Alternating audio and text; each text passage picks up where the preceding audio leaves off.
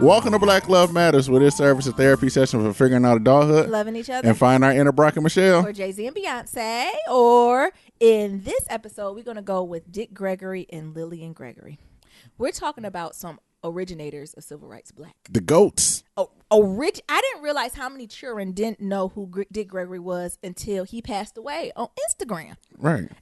Because, Dick Gregory had an active Instagram. So he was in like his late 80s still putting up memes and clowning y'all niggas. And a lot of folks just thought he was a comedian. And they didn't realize all the stuff he did. Right. Anyway, Dick Gregory, he met his wife, Lillian Gregory, who is an African-American in an African-American club. We have to say that because Dick Gregory is one of the first comedians to like desegregate these clubs, right? So he originally only performed in black clubs, but he was like, you know what, niggas? This shit ain't right. You know what, colonizers? Let everybody in this motherfucker. I ain't playing. My coins. Okay, so he was one of the first ones to do, so it's good to note that. They married in 1959, and they had 11 children. Damn. You see, y'all thought DMX was bad. 1, 2, 3, 4, 5, 6, 7, 8, 9, 10, 11. Speaking of DMX, did he ever get off the sick and shut in? No, he's still in jail. Okay. In one interview, though, I got to bring it up because it's the Black Love Matters community. He was criticized for being an absentee father. So in a 2000 interview with the Boston Globe, of course, Boston, Gregory was quoted as saying, people ask me about being a father and not being there. I say, Jack the Ripper had a father. Hitler had a father. Don't ask me about my family. Nigga. That's some shady shit. He basically said, stay in your lane, niggas. Stay in your lane. Colonizers. Don't you worry about what I do or how I do it. But also for some of the kids who really don't know a lot about Dick Gregory, y'all need to do your research. So all y'all born in 95 and later, Google it. His real name is Richard Gregory, so I don't want you to get that confused. So his full name is Richard, y'all. Again, like I said, he was a civil rights activist, social critic, writer, entrepreneur, one of my favorite conspiracy theorists. Absolutely. He always believed that the colonizers was up to no good. I think he did, what was that, maybe 2 years ago, he did an interview with the Breakfast Club. That was brilliant. Like, he came on there like what I strive to be. Like, I tell everyone my goal is to grow up to be an old black woman and just tell stories and just kick rocks to people. Like, just tell them to kiss my ass, basically. Right. And going about my day. Meanwhile, hold up the door for me out of respect. Or get up out the subway. For your elders, right? But again, during the 1960s, he was known for being a pioneer and stand-up for his no-hold-bar sets where he mocked bigotry, racism. Like I said, he performed primarily in black audiences until, he desegregated that. But the thing is about Dick Gregory, y'all understand, he was doing this stuff in like the 60s and the 50s. He was talking about crafty colonizers before it was in style. Like, it was not cool in the 50s to be like, hey, white man. Hey, cracker. Like, that wasn't cool. And he would say it to their face. Right. And they'll laugh. Right? That nigga is funny. Yeah, and he like, no, crafty. Like, pay me my money. Right? So I think that's important to also know. And he did a lot of political activism. Like, he was really a social activist. I think I put him in the crew with the Van Peebles family. Right? So the Van Peebles are actors. Right? But they were also into the struggle. Right. I think that's sometimes we look at the actors and the singers we have today. The expectation is for you to be a part of the struggle because that's where your forefathers held. Right. It ain't no choice. It ain't no option. You have to participate in it. And also, his autobiography, Nigga. Classic read. I was asking Niram for the show. I said, Niram, you read it? He said, I think I've read a page. No, I've read the nigga, but I've read it. No, wait. You've read of the nigga? The what? I have nigga downstairs in the basement. Have you read it? Yes. What's your favorite part? When you be like, nigga. Okay. You just didn't lie. Oh, he ain't read it. Well, we had a book club, but Niram couldn't past the 3rd chapter. So maybe we'll bring back the 3rd chapter. Maybe we'll bring back the book club this summer. I don't even know what that book is at. Dick Gregory is classic. Not Dick Gregory. The book we was reading. You were reading Fly Girl. But somebody took it. Oh, we had a house guest. We got to wrap this up. Book ain't never came back up. You are trying it. Why you do that? And also a highlight from Niram. Didn't he inspire you to help be a vegan too? He is a vegan. He was a vegan. He was doing this really Pan-African borderline hotel. He's not one, but whatever.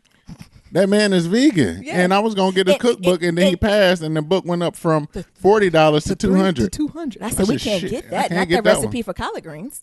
We can't do that. But again, Dick Gregory, Lillian Gregory, another unsung woman, I think, of the civil rights movement. Because I had to look her up. I look her like I see her face, but I had to look her up to really see who she is. She held down 7 children for this man, and as the quiet as it kept, looked like he really went there that much. But you know that she still maintained all that. That's something to be said. Right, black women got to hold it down for everybody. The trauma. Right. You got anything else about? I think I'm gonna go to the library and get his book and never return the book. Don't do this. Not from the white ass New England. We trying to. I don't have any time they looking for me. They got warrant off my arrest for taxes. You know they petty out here. Don't do that. You owe a book, and they keep adding interest to it. Come on. Who is you? I'm Nero, and I'm Nyambi, and this is episode 132. 132, y'all. Be sure to leave a 1, 2, 3, 4, 5-star rating and review on Apple Podcasts and on Twitcher. Twitcher. Are you still on Blitter? Yes. You how many followers you got? 2. On Stitch. did y'all niggas cancel Blitter? Y'all niggas ain't shit. And follow us on all forms of social media at Black Love Matters. That's Black with no K. You got to check in? Of course I do. So y'all know Friday was my last day at the bot store. Woo! It was a blessing. When I first went in there though, I was like, this is going to be a long, and of course they got me scheduled the longest shift on earth. It was 8.5 hours, right? So, you know, at the bot store, they don't pay for no lunch. They don't pay for nothing. They said, oh, you doing the lunch? Come back and work again. So I went in there this morning and I'm like, Jesus, it's going to be a long day. And it wasn't that bad. By lunchtime, that's when everybody started saying, Nyams, you leaving? Y'all know here come my slow ass card attendants. You're really leaving? No. Now all of a sudden everybody wanted to be sweet. I've never seen people this sweet to me in a bot store. Nyambi. Look, you know, a couple shady people. You leaving again? Bye, nigga. I think they wanted to be like, you be back, bitch. Like, I was just telling, you know, some friends that y'all actually gonna talk to, hear from a little bit of later episode where I really haven't shared what I've been doing. I was like, yeah, I'm heading to the West Coast. You know, nosy people. Well, what you doing?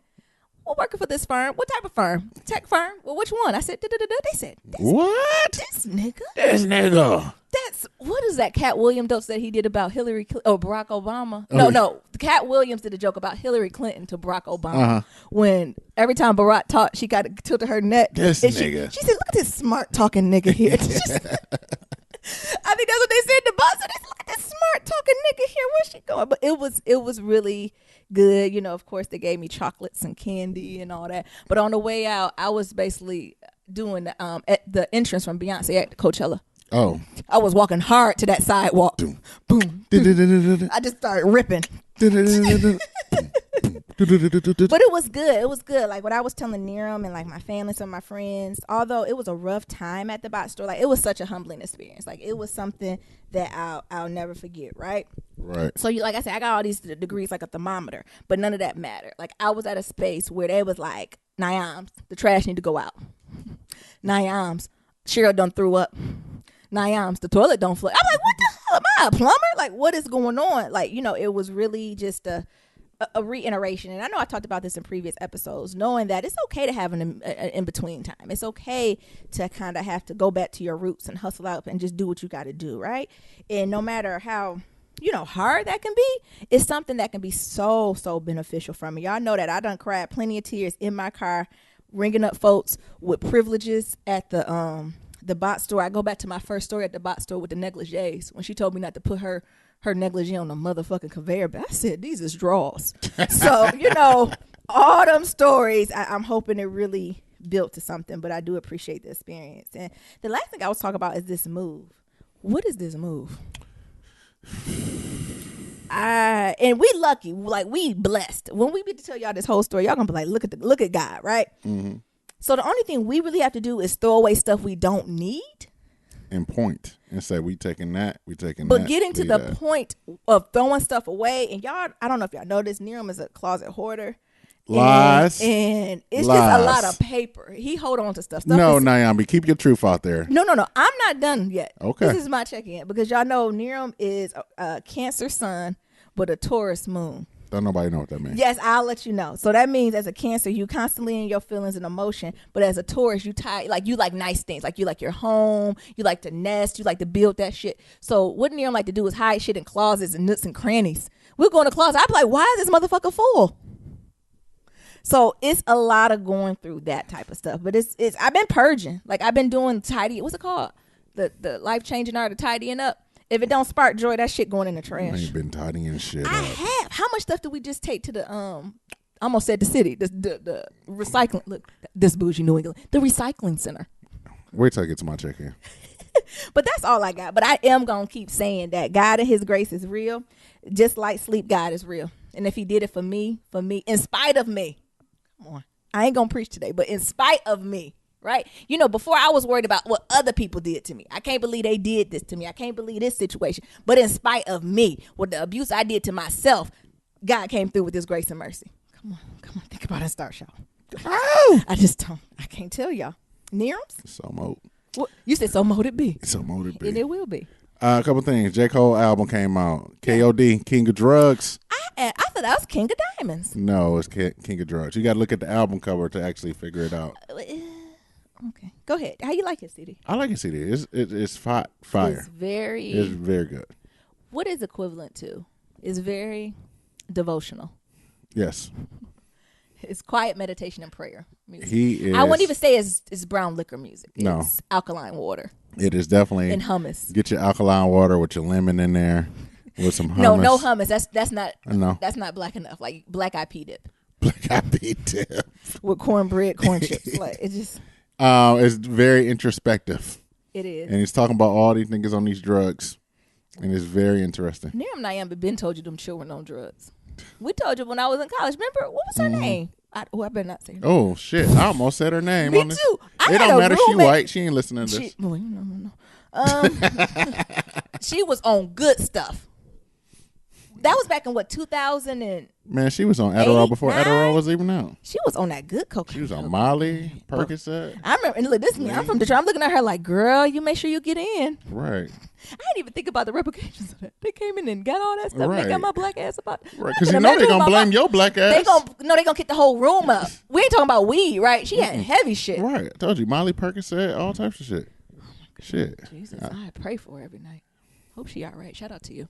Come on, what else? So, I am be talking about this whole move thing. Yes. So, yeah, I might have my things, but I like to keep my shit out in the open. Now, Ambi, on the other hand, we starting in the basement. Yeah. And all the shit in the basement is Nyambi's that we all throwing away. I had stuff from. So. I found the oldest notepad I found was from my physics undergrad class. So that's circa 2008. Yes.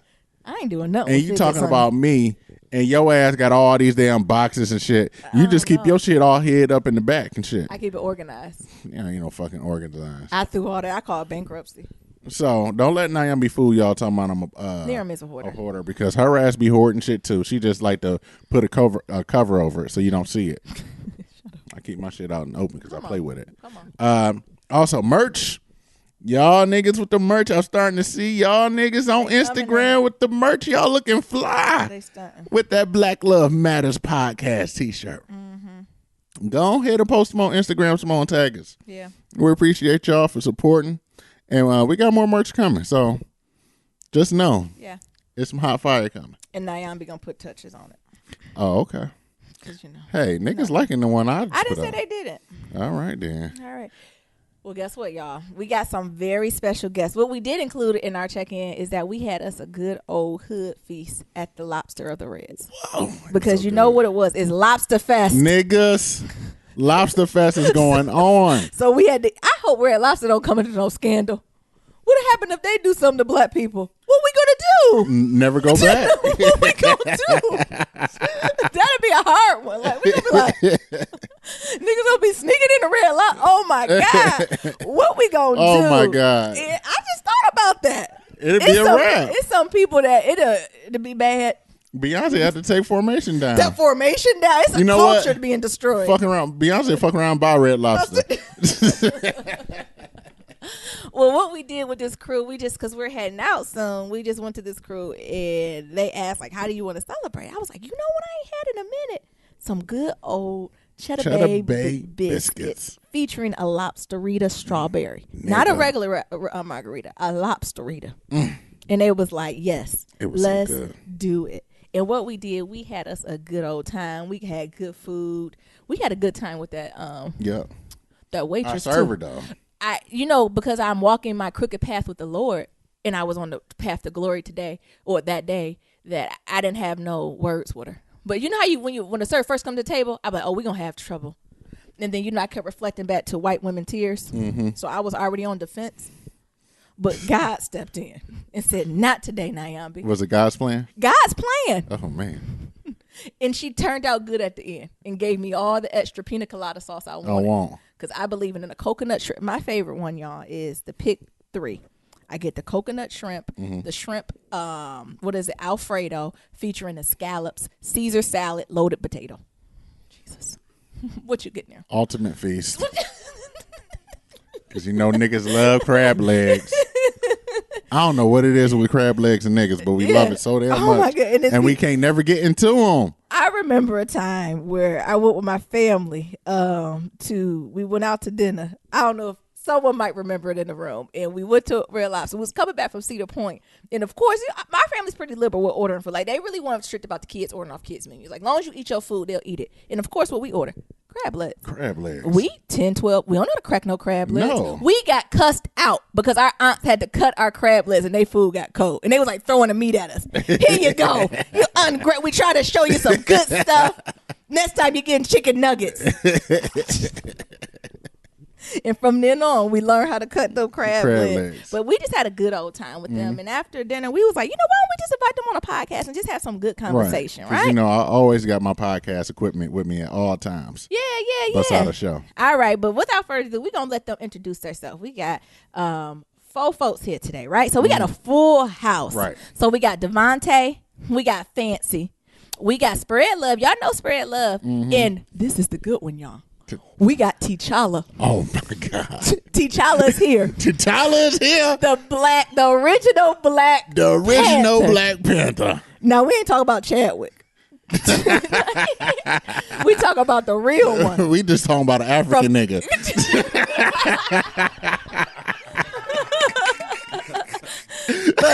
but he here.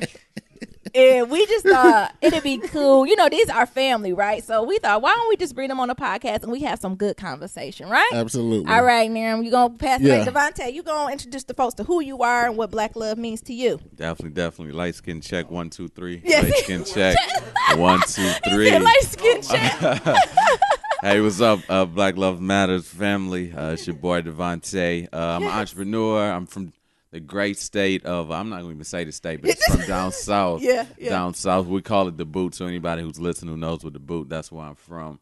Entrepreneur, I'm an educator, I'm a scholar, I'm an individual who loves to inspire a generation to greatness. And Black love to me means just being equally yoked, essentially riding together with your partner, and making sure that you work through the good times, the bad times in order to, break these intergenerational curses that plague a lot of our community. So Black love means everything to me. Absolutely. You got to break them chains, right? Yeah, that nigga light skin. You see, he had to put on his... We're not doing this.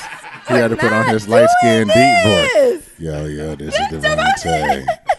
That's everybody's voice sounds so good. Nigga sound like he from Boys the Man. Oh, no, who was that? Devontae was from Velvet. No. Jodeci. That's what I say. Who was it from? Come on. Teach us, Spread. Spread, what you got, Black? Yeah. Not much, man. Just great to be back. Yes. Great to be amongst family once again. You gonna speak in the microphone this time? Yeah, I'm speaking to the mic this time. Microphone. I'm just happy for you guys, man, and just to see progress and everybody around progressing as well. I must just say I'm here to chill out. I play in the background. No worry, no pressure. We tell you no pressure as always. Right. Which I do. I do music and stuff like that, so I do a lot of production. Right. He like is that. the person that did our intro beat. Yes, that is him. That is him. This is Spread Love. We keep telling him to get on that SoundCloud. I keep telling him. Sell them got beats. Some projects to come. Sell them beats. Yeah, got some projects to come. Yeah, he gonna do it. He kills it. I'm just gonna pass it along, and All right. we're gonna keep it moving. Yeah, come on, Fancy. What you got, Fancy? Hey guys, working on my YouTube voice. A lot of coins there. You know how they be like, "Hello, YouTube." Hey, What's up, YouTube? Hey, podcast. Hey, Black Love. Or if we were in Detroit, we would say, "What up, though?" What up, What up, though? My name is Fancy. I'm an Ivy League alumna, Yes. full-time doctoral student, and the creator of thefancysuccess.com. Mm-hmm. And Black Love, to me, means a healthy relationship. I just want to redefine what it means, what Black love means, going against the stereotypes, have those healthy relationships where we're building generational wealth and we're doing yoga together and we're fighting about where we're vacationing next week. Oh, man. Don't that need to be the fight? Shit. Where we vacate. Actually, that could be an episode in itself. Just Black family travel beyond the family reunion. Absolutely. Right? Because Black family travel is just down south to stay at your auntie I'm house. tired of going to Alabama for my vacation. Well, didn't your daddy used to send you to Mississippi? Yes. Or your mom used to send you with your daddy. To Mississippi. And what y'all did? Ate fucking watermelon. That's what happened to Nia too. Nia said he had a boys in the hood moment. Right. And his mama was like, you got to go away from here. I ate watermelon and tend to the farm. Wait, a real farm? Yes. You know, for I was on a fucking tractor and shit. Hot as hell. Working. Was you the only city person that came Yes. down? They teased you. You a city, near him a city boy. He ain't never had rode a tractor before. Ain't never walked barefoot in the asphalt. Right. Hell no, my feet is soft. Eating that red dirt. I'm What from fuck the wrong with city. y'all? I wear shoes. All right. All right, last but not The least. man. T'Challa. we T'Challa. love T'Challa. The original T'Challa. We gotta stop doing this to the continent of Africa. That's civil rights Black. That's not right. What you got, T'Challa? Every Black person, every person from the continent now is T'Challa or what is Nakia Or M'Baku. We gotta do better. Hey folks, this is T'Challa speaking. Oh, it do sound like T'Challa. Our African prince, Wakanda forever. Come on, let him talk, y'all. Professionally, I'm an engineer. I work for a company here in White the ass New Northeast. England. And I'm Francis Bull, I guess. That's what they call it. He's tall, dark, and handsome. You are my Nigerian prince. And Black Love means, what Black Love means to me is a community of people getting together and supporting each other and building each other up. I think that's something that we need to do as a people, as a community, and hopefully 10 years from now, we would be a lot more further on than we are. There will be no more first, hopefully. We'll see how it goes. That's what's up, though. I think T'Challa said something there, whereas like as a community, right? When we talk about Black love, I think sometimes we're really focused on like that romantic relationship, that one-on-one. But I said before, a strong relationship is like children. It take a village, right? You really can't do it alone. Like you have to have a supportive community help pushing everybody forward. Right. And, I hope that's something that we really get to focusing back on and looking into and seeing what it is, right? Mm-hmm. All right, we're going to get into some pillow talk. Yes. Do you want to open it up? You want to talk about this Tory Hart? Before we get there, What? T'Challa fucked up our waitress at Red Lobster. Oh, Can I get some cutlery? Yeah, as you can tell, we've all been touched by white hands. We got a little touch of touched by white hands in us, right? And we got some Black academics. We all got life experiences, right? And then I think, first of all, she was a little thrown off to see us at the table, right? Right. Because she's like, what type of Negroes is these? She was like, damn, I ain't gonna get no tip. Yeah. And then she forgot who she was messing with. And then T'Challa said, what? I want to be let me be the server. Hi, can I get you all anything else? Can I get some cutlery? Yeah, you see that silence? that was at the whole table. I'm like, and she said, I'm sorry. Cutlery. Naomi, spoon, fork, knife.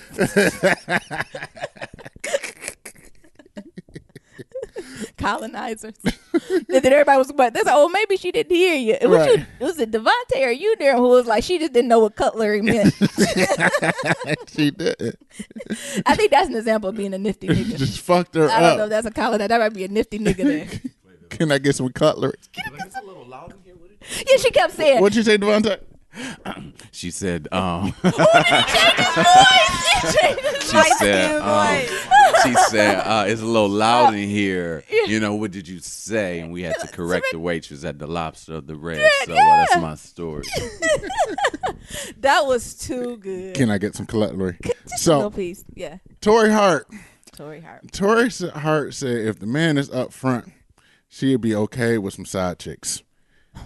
First of all, before we even get to the story, she said, go ahead. In viewing Tory, she might have to be on the sick and shut in list too. Like she seems like she got a little tick to her. Mm-hmm. But I think that's a separate conversation to this. But I think the main conversation is, what do she want? Side chicks? Is that what you're saying? Is she okay with side chicks? She said she's all about the Muslim faith, or that's what she's liking. She tried right it now. with that too, but and what she like to see, or she'd be okay with some side chicks or even some side niggas as long as they be up front. But the men have to be men these days and let them know what they want. And then she said she'd be okay with 2 husbands if that came to the case too. Get past the mic to the other wish. Okay. Who wants to chime in? What say you? What say you? Fancy, what do you think about side pieces? I don't know what those are. They're not invited into my relationship. Okay. I just think that people make up what they think is okay. It's not okay. Yeah, I mean, if you are in a certain faith and you have that understanding, it's fine. And if she really felt that way, she would still be with Kevin Hart. Oh, come on. No, but I think she is. I want to almost have a Von Zant interaction episode or be like, beloved, who hurt you so bad? Kevin Hart. It got to be. No, this is more than Kevin. We going back to daddies here. This is something. Beloved, who hurt you so bad that you came on this national, whatever this was, Essence, this black platform holding a puppy and saying these things? What's wrong with side chicks? It's not the side chick thing. I just worry about her mental stability. Oh. I think it's something there. But as far as the side chick, also what I didn't like is how she tied it into like the Muslim faith. Uh-huh. Not all Muslims have multiple wives. Like, we was just talking about Philly niggas and their beards. Like, just because they alleged, hot dog eating Muslims don't mean that they are into, like, you can't pick and choose, so you can eat pork, right? And hot dogs and all this stuff, but you believe that you gotta have multiple wives. Like, which part we holding up to this alleged air quote Muslim religion, right? So I think she jumping and spreading over that, right? Because also a lot of Christian niggas out here cheating, all of them cheating, right? Take it out of it, right? We're talking about the character as a whole, right? And what does that mean? And call a thing a thing. If you're into polygamous relationships, say it, right? Like, we know a couple folks in polygamous relationships, and that's what we need to bring on the podcast. They seem happy. Yeah. They do. They do. I don't know if Nyambi could do it. Even the other way. Like, I don't know if I would, because the ones we know, the women have is the dominant. Right. And have side niggas. Yep. No, side women. She got a man and a woman. She got a wife and a husband. My girl got a girlfriend, right? My girl got a wife and a husband. And I don't even know if it just seemed like too much to balance. Right. Right? But then when sis was talking, I was like, yeah, it is nice if you got somebody else that can cook, clean, and suck a dick. But I don't know. Here, y'all talk about it more. Anybody else? What say you? I think it's interesting because T'Challa's uncle had a compound and had all of his wives living in the same place. Oh, damn. So I think that we should get his insight. He was actually living there at one point with them. Oh, wait. You're going to have to pass that to T'Challa. T'Challa, you need to chime in. I don't think I can add substance at this what particular say you, time, Wakanda? since you lived in the compound. Details, please, good sir. Wakanda and Prince. So, could you imagine a compound in Detroit? Could you imagine? Hell no. Hold on, wait, no. This is a big moment. T'Challa, break this down. So, as you guys know, I grew up in the continent, and it is not uncommon to have for men to sometimes have multiple wives. And what usually happens is in the continent, everybody will live in the same house. So the houses are a lot bigger than they are here in the States, and they're partitioned differently. But usually everybody lives in the same house, and you have hierarchy based on who got married first. So there was a couple of things I wanted to talk about first before we would dive into that. So my understanding, and I've never researched this, but my understanding is that the Muslim faith does not permit multiple wives. So what it says is that you can have multiple wives if you can love them equally. People tend to take the last part out and then focus on having multiple wives. Yep. But with that said, as I said, my uncle that was a word, though, teacher. If you can love them equally, right? Financially, emotionally, spiritually. Come on. Man, that's crazy. I fundamentally disagree with that assertion, but I'll let you finish your story. This. Good going, teacher. All right, so my family, my uncle, well, I have multiple uncles. So they all have multiple wives. Either multiple women, whether it is wives or wives and concubines. My grandfather had multiple wives. To my knowledge, he had 3 wives and 1 concubine. And yes, it's I would say there are certain challenges that come with that. Right? It's kind of difficult to deal with the dynamic. You have the men tend to have a lot of stress with dealing with the interpersonal dynamics of the family because of people's opinions about how they feel that they or their kids have been treated compared to the other women. So it brings a lot of challenges that you would talk about. Personally, my opinion, I tend to go by the model of do unto others as I want done unto me. Come on. And, you know, I would not want to be in a relationship where someone else is having side checks. So I'd be willing to put that limitation on myself as well. Come on. Wait, they got concubines. Concubines. That's a whole. Don't be telling the civil rights black men about that. No, don't tell them. Not even a little bit, They man. don't tell I them disagree about- with don't that, tell man. them I because- think within that, not only someone of my caliber believes in monogamy. I just think that why in this Tory Hart scenario, why would she even set herself up, right? Say that. Does she not know that she comes from Queens, right? So one just to reduce herself to this idea through life, through pain, through tragedy, then to just say, well, it's okay for side tricks. I would be like in her hearts of hearts, she's a liar. Yeah. She's a liar. I don't have to know her story to know that that's coming from a deeper place of a woman that's been scorned, that's been publicly humiliated and shamed through all of the celebrity and whatnot. So I think, in that context, which is also dangerous, though. And I think within this hip hop, culture, not blaming it on hip hop, but this reality TV culture more precisely, Tory just essentially told millions of little girls out there in the world that your highest expectations should be to be a side chick, or it's okay for your future significant other or whatever. As long as he say it. As long as he say it, and I think that's just a fundamental issue, within our community. I can't speak for the continent. Hopefully I could go back to the continent someday as a dream. But, as it relates to America, I feel like there's so many people. It's just this sick culture to where, if it works for certain people, to each his own. But to really say that a person could fundamentally allow themselves to be vulnerable and essentially be cheated on with these side pieces to then increase and say that all would be well in that neighborhood and it wouldn't be drama, it wouldn't be stress, it wouldn't be insecurities and all that. No, I'm team monogamy, And Tori, she's tripping, I would say go see a therapist like yesterday. Therapist and Jesus. And also, I say, because it's an afterthought, right? I think for polygamous relationships to work in any context, it's something that has to be started from the beginning. Like, it ain't nothing where we can be like, oh, guess what? Chicken butt. I want to see other niggas. Like, it's something, you got to have expectations and boundaries. Guess what? We moving to the continent. We can move there. You know what? We can move there. I can only handle one Naomi. You said there's only one. I can only handle one. I can't handle no other loudmouth black woman. But what I like what T. Tyler brought up, you tried it. I'm going to skate right on by that. I'm going to act like that didn't even happen. Is that the idea? What I didn't even think about is what happens when children come at play. Right? And if you kind of the first wife or, the person in charge you have, the first kid. The first wife, then she get old and ugly, so then you get a young Or what chick. happened if the first wife maybe is infertile and can't have children, right? Then you have that's a lot at play, right? Right. And a lot of emotions at play. And I'm even curious, how the kids feel in that aspect and that dynamic. And that goes to say that the women has to have a really strong sisterhood amongst themselves to even make that work too. So I think it can work. Tori, she just the wrong messenger. It's like Monique. Monique wasn't lying when she was saying it, but it was just like, sis, I don't know. I don't know if that's how we should have said it. I think Tori, the way it's a good conversation to have and bring up, right? But I think the way she presented it was like, oh, sis, you got other shit going on, honey.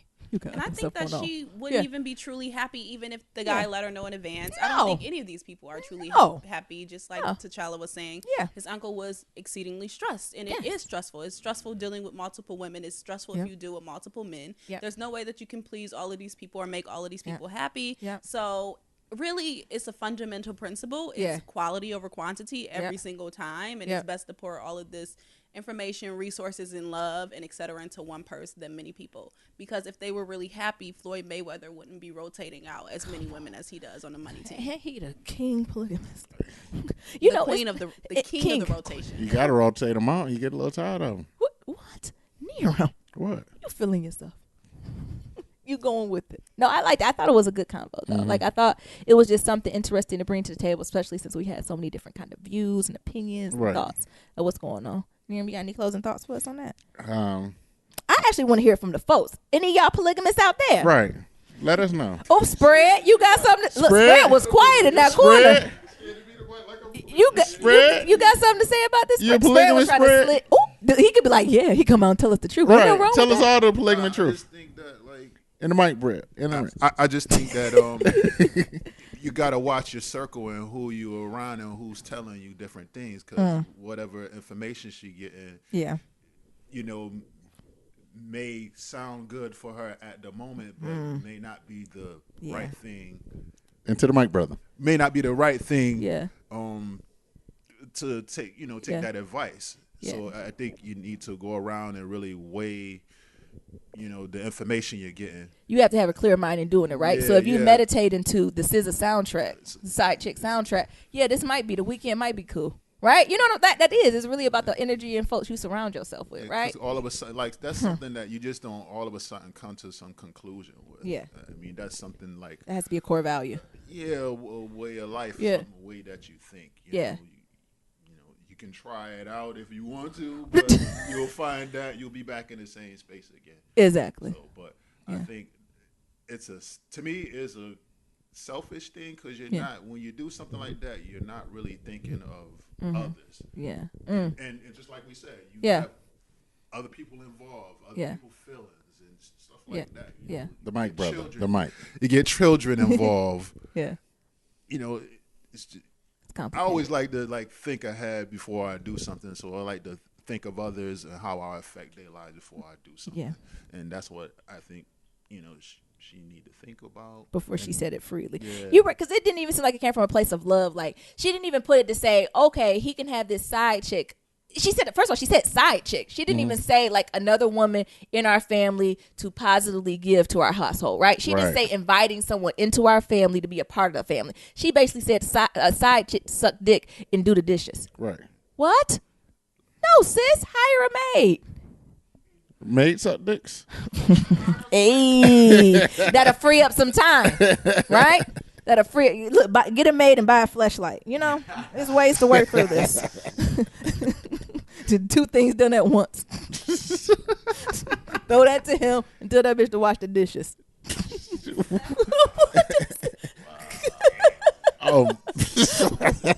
I'm solving the problem. All under $100. I think fleshlight's more than that now, B. They done went up. The price of the brick went up. Check out, ladies and gentlemen, check out fleshlights. It'll be entertaining if you're looking to spice up your sex life. If you're not into menage a trois, that's a good way to integrate it to your relationship. Words from Nyambi. Next. What else? Look, hit me with one. What's that? Look, don't Google it at work. Don't do that work. Don't do that work. Don't do that work. Don't do that work. I just want to point out that Fancy is Googling flashlight. Don't do that flashlight. Be like, look, ladies or gentlemen, be like, baby, I want to try something. Let's bring somebody in the room. Turn off the lights. Make it sexy. Put a little something on their face so they can't see. You hit them with that, they ain't gonna know what's happening. Who is that? Is that you? No, that's Linda.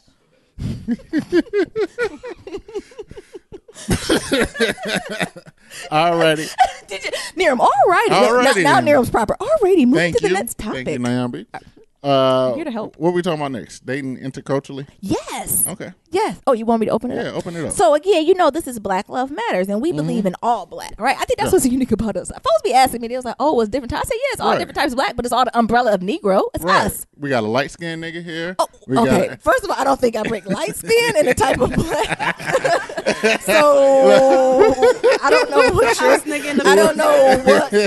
I don't know what. We got a light-skinned nigga here. We got a nigga from the continent.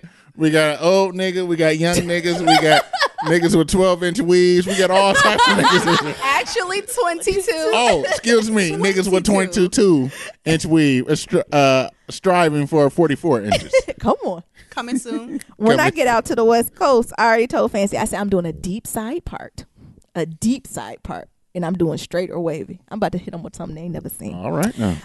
But what I want to talk about is this idea of intra. So I ain't talking about inter, y'all. Inter means different. Intra means within the same culture, right? So we're all under that umbrella of black, but our black, depending on where we're from or what our experience, can mean something very differently. And I think dating or being in a relationship with someone, that shifts that, right? So that's the biggest thing I learned from being in New England is that a lot of times folks be like, oh, you from Detroit, it's so diverse there. I said, no, it's just civil rights blacks. Bunch of niggas. It's not diverse. It's just us. It's just, and then the whites live on the outside, right? Yep. What's in Detroit is civil rights black, Middle Eastern people, and a sprinkle of white people. Yep. Like, that's what makes up Detroit. So coming to New England was like, ooh, it's a lot of colonizers here. Mm-hmm. But I was prepared for that from Michigan, right? But what I wasn't prepared for is kind of the welcome I got from my people. So, I just see brown skin and I'm like, oh, these are my people. And they come to me in one of a few things to start. So first they'll start talking Spanish. Dominicano? And I'd be like, no habla, I got my line down. No habla español. Poquito. Yeah, I'd be like, poquito. They'd be like, no Dominican? No. And they never asked nothing else, honey. It ain't Detroit. Nothing. They be like, oh. And then it's like they say it. Oh. You nigga. Or they from the islands. They be like, what island from? Where you from? I always say island folks is like safari. They always have like a flag on them. And like, they be like, bop, bop, bop. I'm like, where you get that Jamaican flag from? Niggas always got some type of flag. Where you get that flag from? I can't rap that way. Or you got the folks from like the continent. And I've had asked people like, are you from Nigeria? Like, where you from? And I'm like, oh, I don't know. I ain't did my ancestry.com like, yet. Well, how do we used to go back? They're like, where you from? I was like, oh, Michigan. They're like, oh, but where you from? I'm like, oh, Detroit. They're like, we're from. I said, no, the real Detroit. The real Detroit. And they be like, huh? But no, where you originally from? I said, Alabama. They was like, what? I was like, I'm a slave. Like, I got to the point where it was like, we were slaves. Like, I don't know how else to explain. Like, I don't know. And that's how we got the civil rights black, because I ain't like saying slave. My people were slaves. They could have came from Africa or the Caribbean or South America. I don't know. Or they was already here. Or a mixture. Okay. Well, we had the episode talking about Native Americans and how it's a lot of black Native Americans. And come on. Yeah. Our great grandma was Indian. Come on. So, so it's just having this conversation of, what does that mean, right? Mm-hmm. Once those, when you date intraculturally, right? When a civil rights black date, someone from the island, or someone from the island date someone from the continent. And then, although it's all encompassing, right? But it's some shit, it's some intricacies to dating. Right. That you be like, wow. I think Fancy was saying it is some standard norms of black household. What did you say it? When we was at the Red Lobster? Like, it's just some norms of being civil rights black. And Absolutely. we were talking about the norm is like, instead of having lunch bags, we just had like plastic Walmart and Target bags. And you put that ham sandwich in there, you tie that bitch up tight and call it a day. Or the idea of having plastic on furniture. That's a norm. Right. That's just what we do in our culture. So Kool-Aid in the kitchen. When's the last time you made Kool-Aid? 2 years ago. Do you remember the day? Yes, I do. So that's what I want to talk about, especially since we have Fancy and T'Challa here, and I know Devontae has dated, other women that wasn't civil rights black and have been civil rights black, and just staying those experiences. Because believe it or not, Nyambi has not had. All the niggas I've ever been with has been civil rights black. Can you believe that? Well, I guess you can. What? One was Canadian. Canadian black. That don't count. That look now I'm white. Now I'm Donald Trump. That's America Junior. Canadian black. That's America Junior. Her family went over that water. Come on, and did that. So I thought that would be a good combo. Niram, have you ever dated intraculturally? I just told you, Canadian black. Oh, what? Are you serious? Yes. I thought you was talking about me. No. Was it like she French black? What is she? She's from Canada. What is it called? Come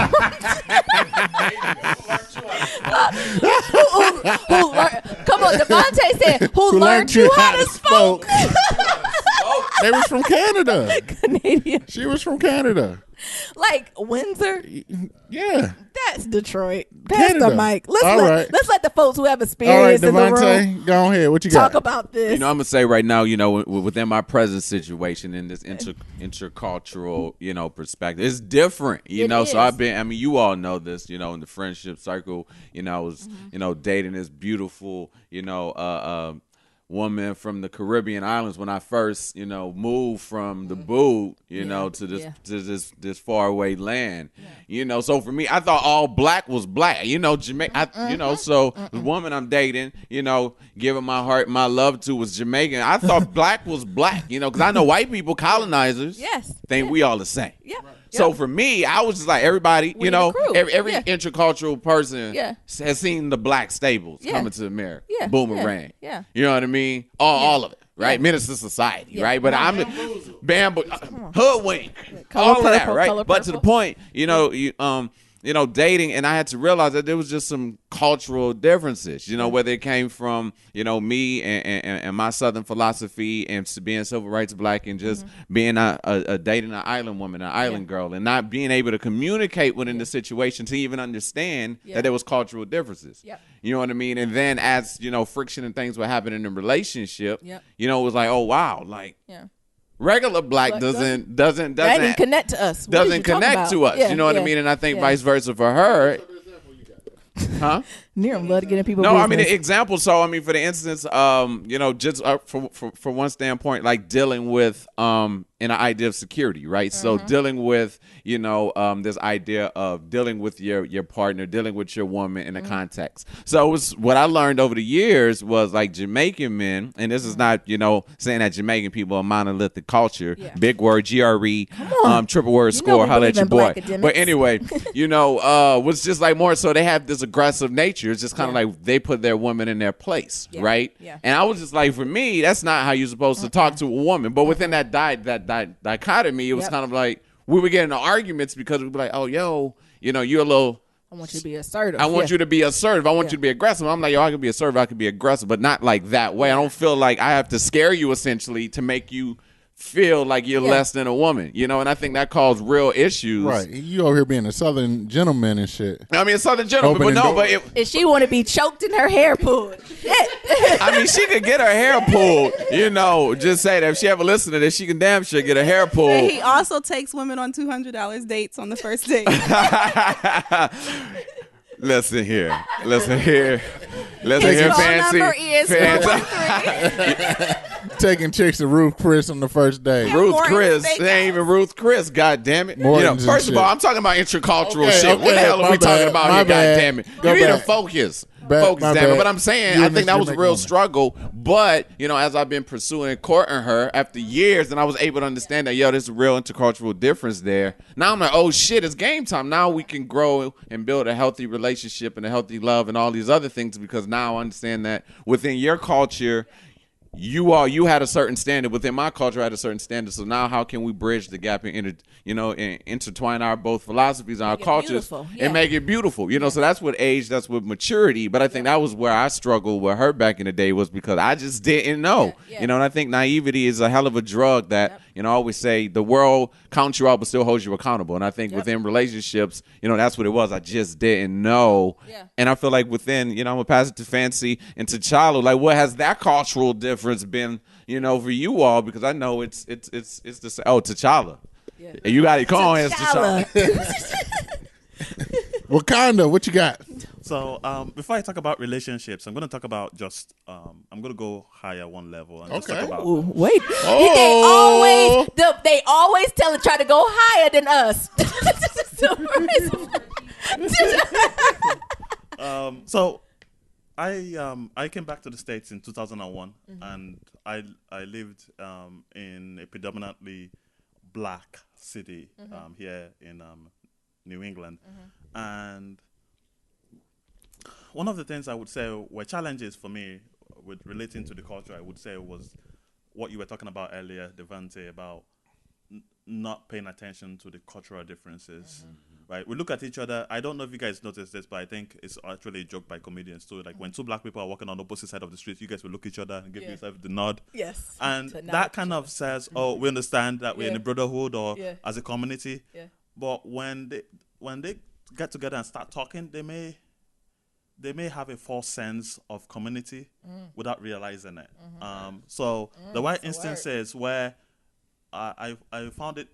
In my situation, there were times where I found it difficult to relate to black people and different shades of black people than I did whites. Because with the white person, I already knew we were different. Yeah. So I was coming from an area where I understood we were different. I had a certain level of patience, and they did for me, and we were coming to this middle ground. With the black person, we had this false sense of security, and then when things happened that didn't quite jive, it kind of led to irritation on both parties, and it's just something that we need to pay attention to. Because it's nifty niggas out there.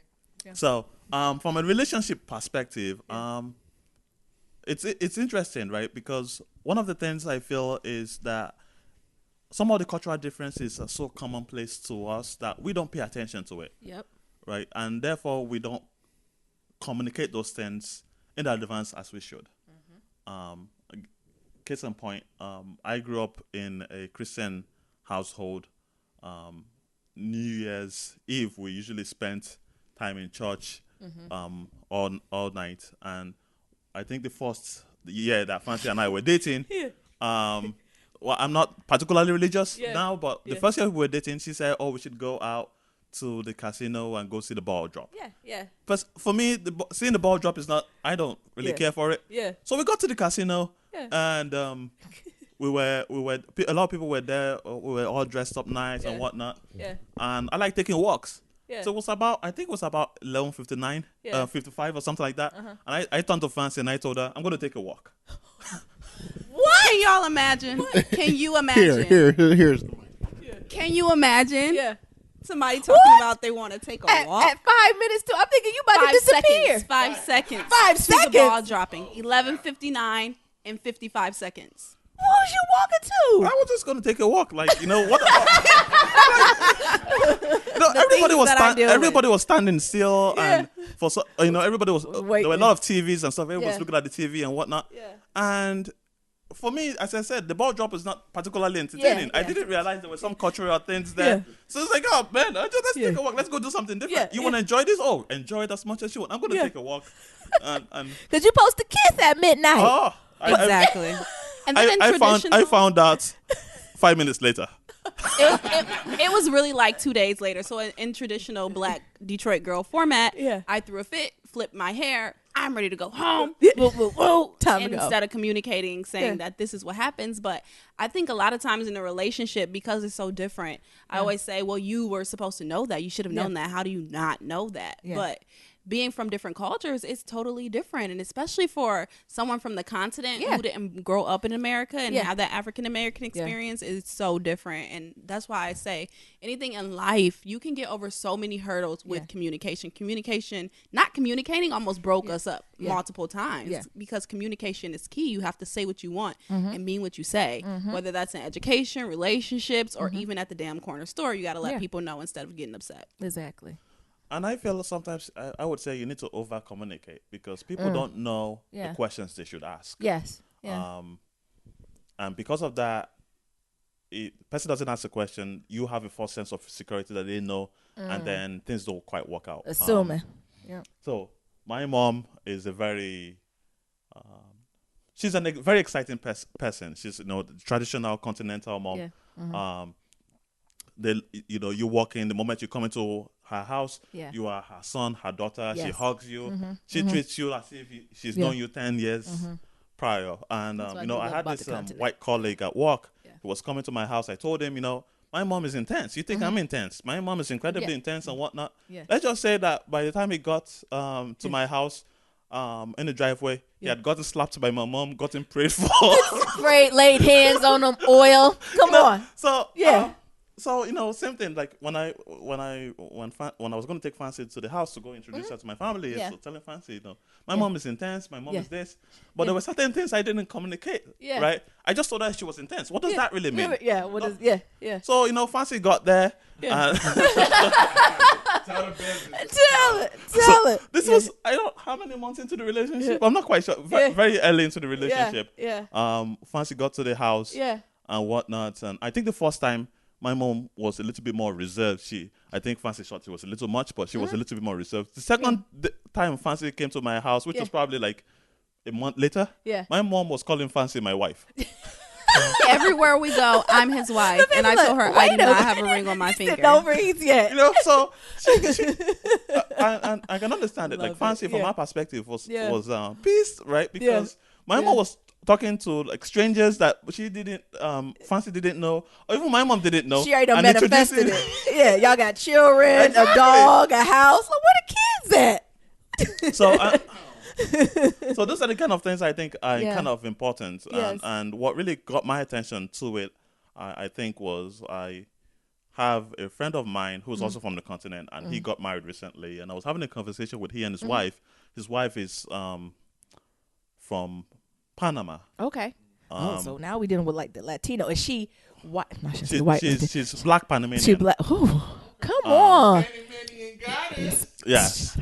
And so there were a couple of things. Yeah. So they explained that dynamic, and for her, she was also explaining the fact that as a black Panamanian here in the States, she speaks Spanish fluently. Absolutely. In her job, she has to speak Spanish. Yeah. And she feels that she constantly has to justify herself, even to the, for lack of a better term, Latino / Hispanic community here in the States, because they don't understand how somebody who's black can speak Spanish so well. Yeah, absolutely. So that really brought my attention. You know what? I really need to be more intentional with my relationship with Fancy and really talking about certain things. Yeah, that's a good one. That's a good one. Fancy, your thoughts? Look. Yeah, it's definitely different. And I think patience is very important, and communication is key. Like before, he was saying that his mom is intense. Yeah. And she is in a number of ways, but she means well, and she's an amazing person. Yeah. But I think that communication is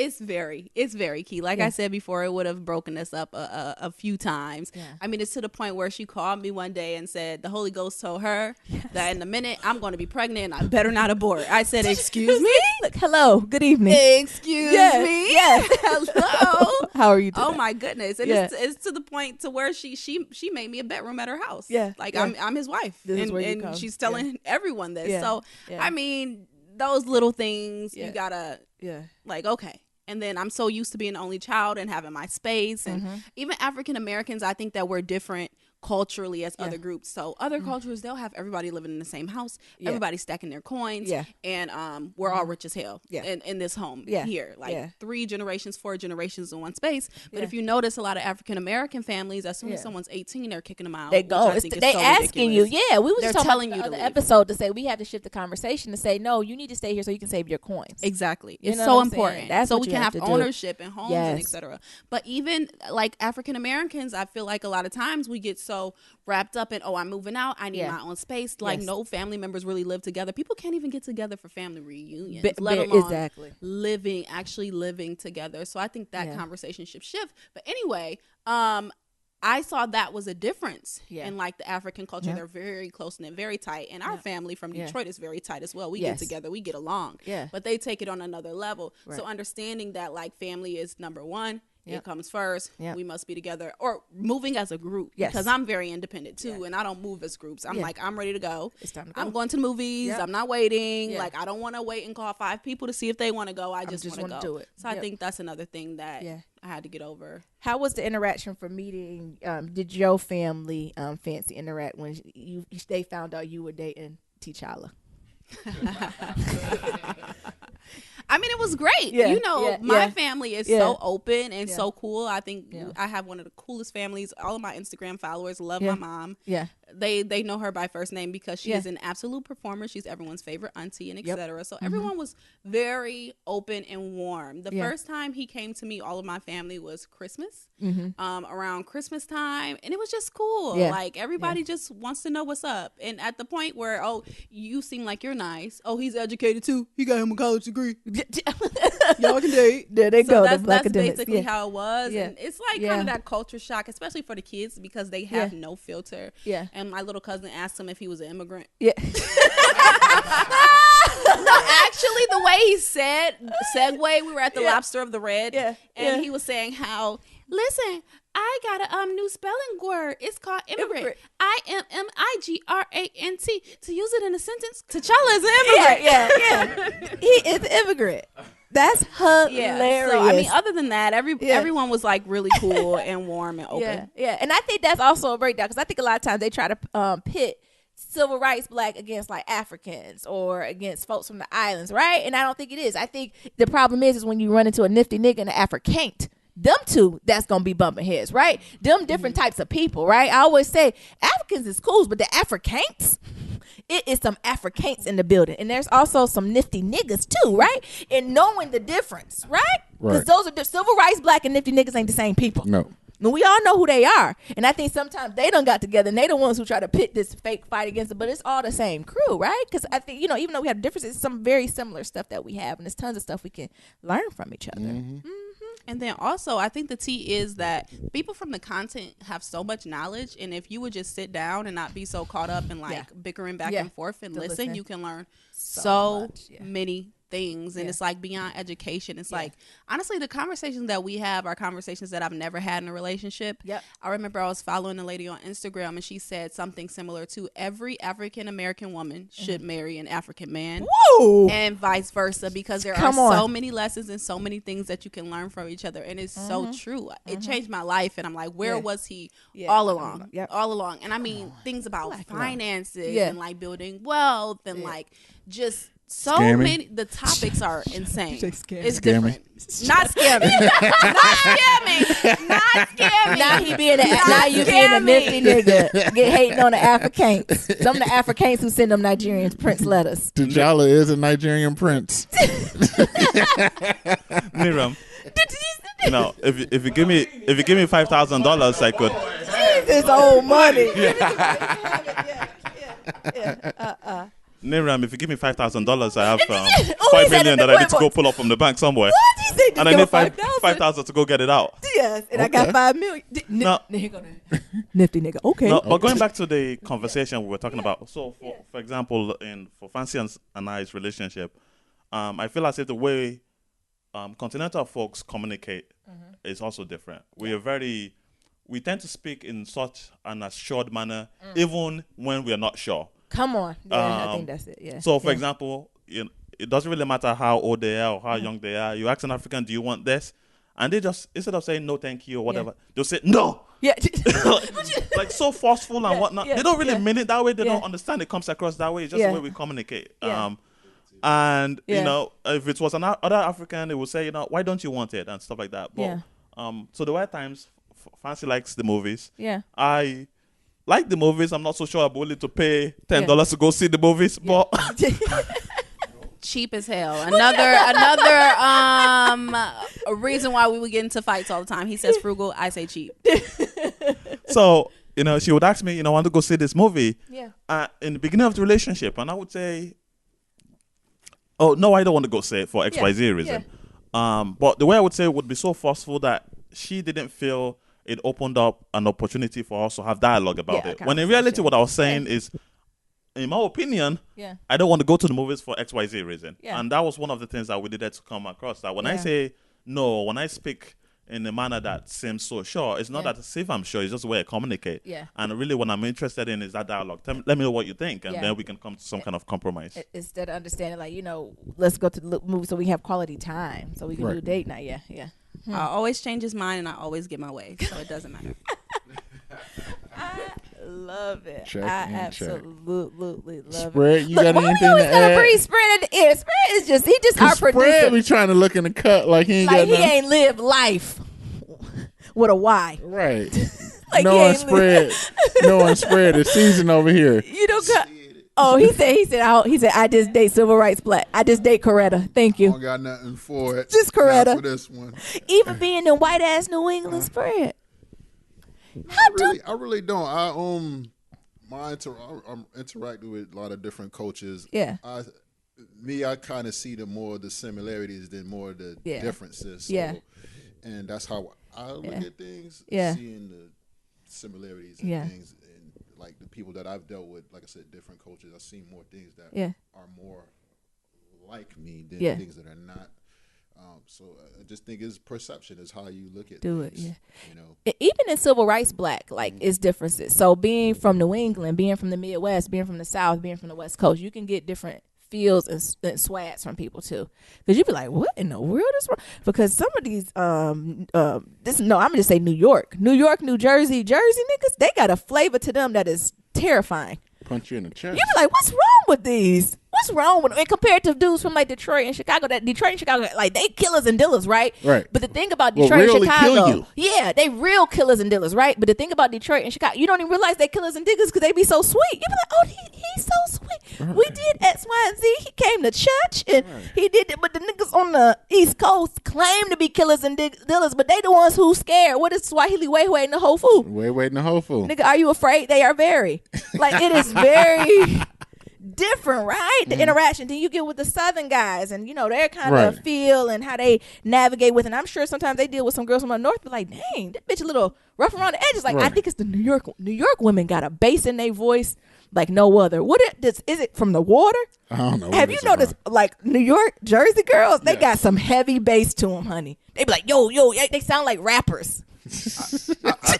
I think my perspective is a little different also because I am from right up here. So I haven't interact. There's a lot of island people. There's a lot of people from different places. Yeah. My family's from the South. Yeah. You know, but everybody ask me the same question they ask you. Because they like, so where you from? Yeah, where you from? And they keep asking more. They keep asking. They swear, especially when I give them their name, be like, you not where you from? Right. Yeah.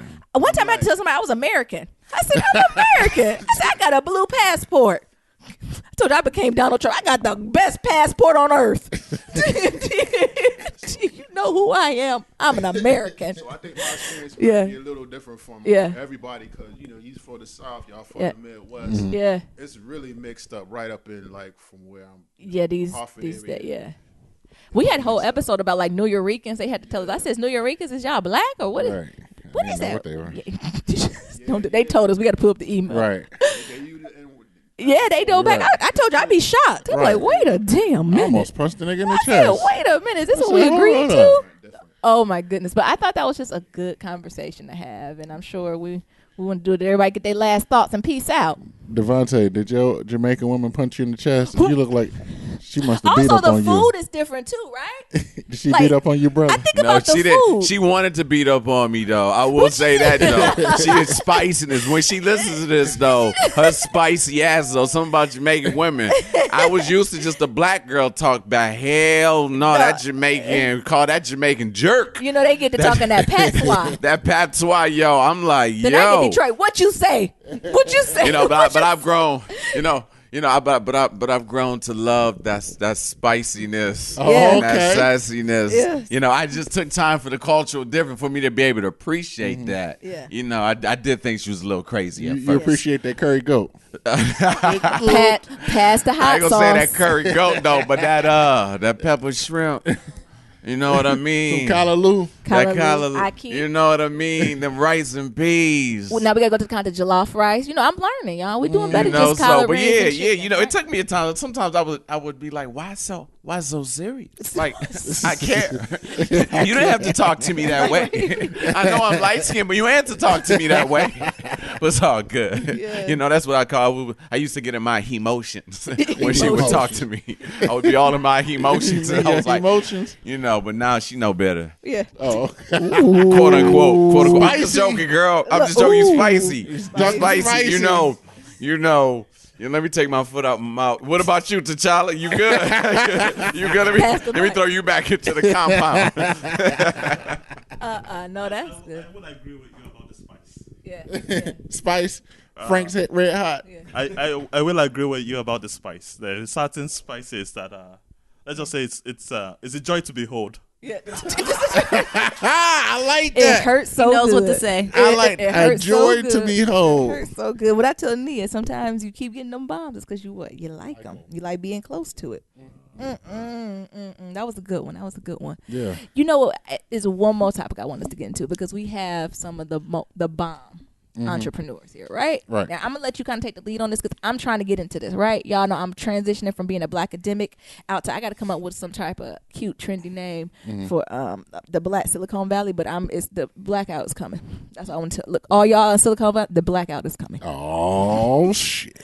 So, you know, that's always been my mind frame. And I also think, you know, being from Detroit, family, you know, generations of family coming from the big three, right? So we're talking about GM, the cars, right? And that's where you got your livelihood from. You work there right out of high school. You work there 20, 30 years. You retire. You keep going and you get your salary, right? In hopes of your child going to college and getting a good job, and there's only 3 good jobs. So you can be a lawyer, a doctor, maybe a teacher. Like, it's only so many good jobs out there. And now you kind of work that for 20, 30 years. After that, you retire and you continue this cycle, right? So, I always know intuitively that's not what I wanted to do. But, you feel like that your ancestors and your family has made so many sacrifices, right? That the least you can do is finish school. The least you can do is get a good job. The least you can do is provide for your family, right? And sometimes I had the thoughts that, it got to be more than this. Like, even just sitting in class, I'm like, it got to be more than this shit. Like, amen. I can't just be, and no matter what, making, a few dollars an hour at the bot store to sitting in the office, making a decent salary, you still were working for someone else's goals, right? And not having the flexibility to do the good I wanted to. So to do the good of my family or just to have the flexibility to do what I wanted with my day, right? So I go home, sleep for 8 hours, work for 8 hours. That's 16 hours in a day. So I only got 4 hours for myself? Yep. To do something decent. So I think intuitively it was always something in me, but I was always battling that. And as y'all know, is it a recovering Black academic? I think I'm always going to be a Black academic at heart, but really kind of just challenging the norms and what that is. And we are lucky to have friends and be surrounded by folks to say, no, we entrepreneurs. We making this coins, and we going to have multiple ways of making this coins. And I thought this would be just a good conversation for our podcast and our community, because I know we have entrepreneurs out there or folks who wanted to start it. So, look, this one, I'm just going to take my pen and paper out and let Niram and the crew talk about it a little bit more. Niram, you want to take it? Yeah. So we're going to talk about this whole notion of entrepreneurship.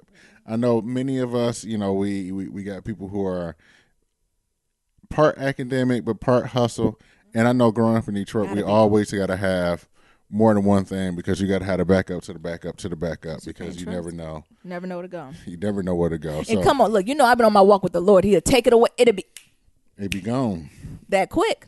And so I think for me, it's always been that thing of I don't know what best way to put it. Like, I don't work well with others. I know I work well with others, but I just don't like cancer. I don't like supervision. Like, Cancer, I don't Taurus. like to be micromanaged. And truthfully, I like not to work for somebody. Yeah. Like, I like to work for myself. Yeah. So that's one of the reasons why I do, multiple entrepreneurship and things of that sort. But I would just love to add in Devontae and Fancy to talk about like what they do, so their viewpoint, but what they do and what all they that do, stuff. but also like what type of obstacles they face. Because I remember when I first started, and I was telling people about the social media game and what I wanted to do for it and what I wanted to do. And I'm like, this is gonna be big, and people's like, you dumb. Yeah. Don't do it. I told Why you. would you want to leave this good job and leave this good schooling to go play on social media? Yeah. Yeah. And I look at it now. Absolutely. Yeah. So here you go, Devontae. Here's a microphone. No, I think, man, that's powerful, man. And, definitely being in the brotherhood and learning from you, man, your skills. But I think entrepreneurship, I know Fancy will talk about this. I feel like it's 1% outliers out here in the world that we're not risk averse. We're risk takers, and I think for me, most people know my story. You all know it, coming out of college. I was, in business, and people were crazy. I had 8 corporate job offers, and I turned them all down. I was just like, I feel like, if I'm going to invest 40 hours for you, only imagine what could I do for myself, right. Being young, naive, starting this educational company, wanting to go out, travel the world, inspire a generation, create content and programs, for students. It was a struggle. I mean, one, you have this voice and you have this gift and this talent and this purpose, but then you got a whole socialized generation of people who just say, hey, you just need to go to work, clock in, clock out, and then retire someday and die. Mm-hmm. And that's like deep, especially in the Black community, especially different parts. It was like, I had this good job. I might retire with a pension, and then I die, and then, trying to change that culture and that dynamic, I struggled, right? And being down south, I always say racism is real, is alive. But down south, I dealt with the prevalence of rednecks. Who essentially down south, Jim Crow, and it's kind of like, you a boy. Black people shouldn't know how to read. Still that slave mentality. Right. So overcoming those those hurdles and that ideology, but then saying, but at the end of the day, you're not going to stop my hustle. I'm going to get with the right people. I'm going to create my content, but then even as I started traveling the country and speaking and getting gigs, that does what to most people? Jealousy, envy, you know what I mean? Mm-hmm. As powerful as social media, most people know now I've taken a sabbatical from social media because people started biting and still in the blueprint, still in your style. Still in the style, still in the content and the words and all these different things, and I think, now being a black academic, and trying to rise to other, getting to certain spaces, then it was like, well, you're dynamic, you cool, but you don't have the credentials to back up what you say. Right. And it's just like, well, it's not going to change what I say, but that, once again, that socialized, thing. So I think entrepreneurship is necessary. And what we all trying to do, someday we going to be doing the podcast on the yacht, right? In the future, yes. But we all manifest that. We all were ordained. We all ordained for what? Multiple streams of income. We're not talking about just real. We're talking about leaving an inheritance. And I think that's where entrepreneurship, for me, I'm always going to be about this hustle and be about this grind. Because just like you, it's not only just not working for someone, but I'm not just going to allow working for someone to dictate what my worth is. Right. And there's so many people around the world think that their worth is only $8 an hour. Like your hour of your life is only worth $8. You know what I mean? I don't know if minimum wage went up. I don't know, but you know what I mean? And I feel like that's where we share, that entrepreneurship hustle, because we have those gifts and those purpose, but we understand our value and we willing on working for it. And I think that's within me and my calling, I'm willing on doing so. Fancy, what you got? I think the side hustle is very important because the world is so unpredictable. There's always things that go on, and I'm a lover of both the predictable and the unpredictable checks. I graduated from an Ivy League university and then went on and did a post-bac at a medical school. Thought I wanted to go to medical school. That didn't quite work out. And then I had so grateful for the opportunity to head to a university and do a master's program, which led me doing a PhD program. And as a graduate student, I'm a teaching assistant and I'm a research assistant. So that's how I get paid. And I get a stipend for going to school. So, yes, you can go to grad school for free. I wrote a blog post about it on thefancysuccess.com. Check it out. And from there, I always had a job. And I've always been humble enough to work wherever I needed to get some extra coins because as a grad student, you're not making a lot of money. So in order to live the life that I wanted to live, which include having a decent apartment and traveling from time to time, I picked up a side job. So while I was getting that predictable check from my graduate program, I was also getting a check from Sears. I worked at Sears in the appliances department. Right. The first year of my master's program, you guys have to understand that you got to just humble yourselves and just do what you got to do to get what you want and not care what anyone else says. And the looks on the colonizers' faces when they found out that I went to Cornell University and was in a graduate program. But that's neither here nor there. I mean, I worked at Apple part-time with them, and then what led me to becoming an entrepreneur and the creator of thefancysuccess.com. And that's thefancysuccess.com is my baby. It is centered around education, travel, and fashion. Education and travel through my blogs because I'm a PhD student and I love to travel. I can't even tell you how many countries that I've visited. It's really a joy for me. And fashion, where I have custom luxury furs, special occasion gowns by Giovanni, in addition to Detroit Player to Trendy Clothing. Yeah. But the reason why I started that is because my predictable checks were becoming unpredictable. In graduate school, there are so many politics and advisors, and they work by grants. And if they get upset with you, they want to cut you off. Right. They want to cut your summer funding in half. And I don't want my lifestyle and my life and my livelihood to be in the hands of other people. So I started with my consignment shop. I had so much clothing and shoes and designer clothing that were just sitting on the shelves and collecting dust. So I said, it's time to hustle. Let's sell some of it. Let's flip it. And then I think really the most important thing when it comes to entrepreneurship is actually preparing. There's no such thing as luck. So it's when preparation meets the opportunity. Then I started Googling around for one day I was randomly looking for clothes for a trip, and I was Googling a ruffle blouse, and I came across a website in China. And I'm like, this is going to be great. I'm going to get this and I'm going to flip it. But it turned out to be nothing that I really wanted. So first rule is you're going to lose a lot of money. But then I started doing a little bit more research. Exactly. Doing more research, and I found exactly what I wanted.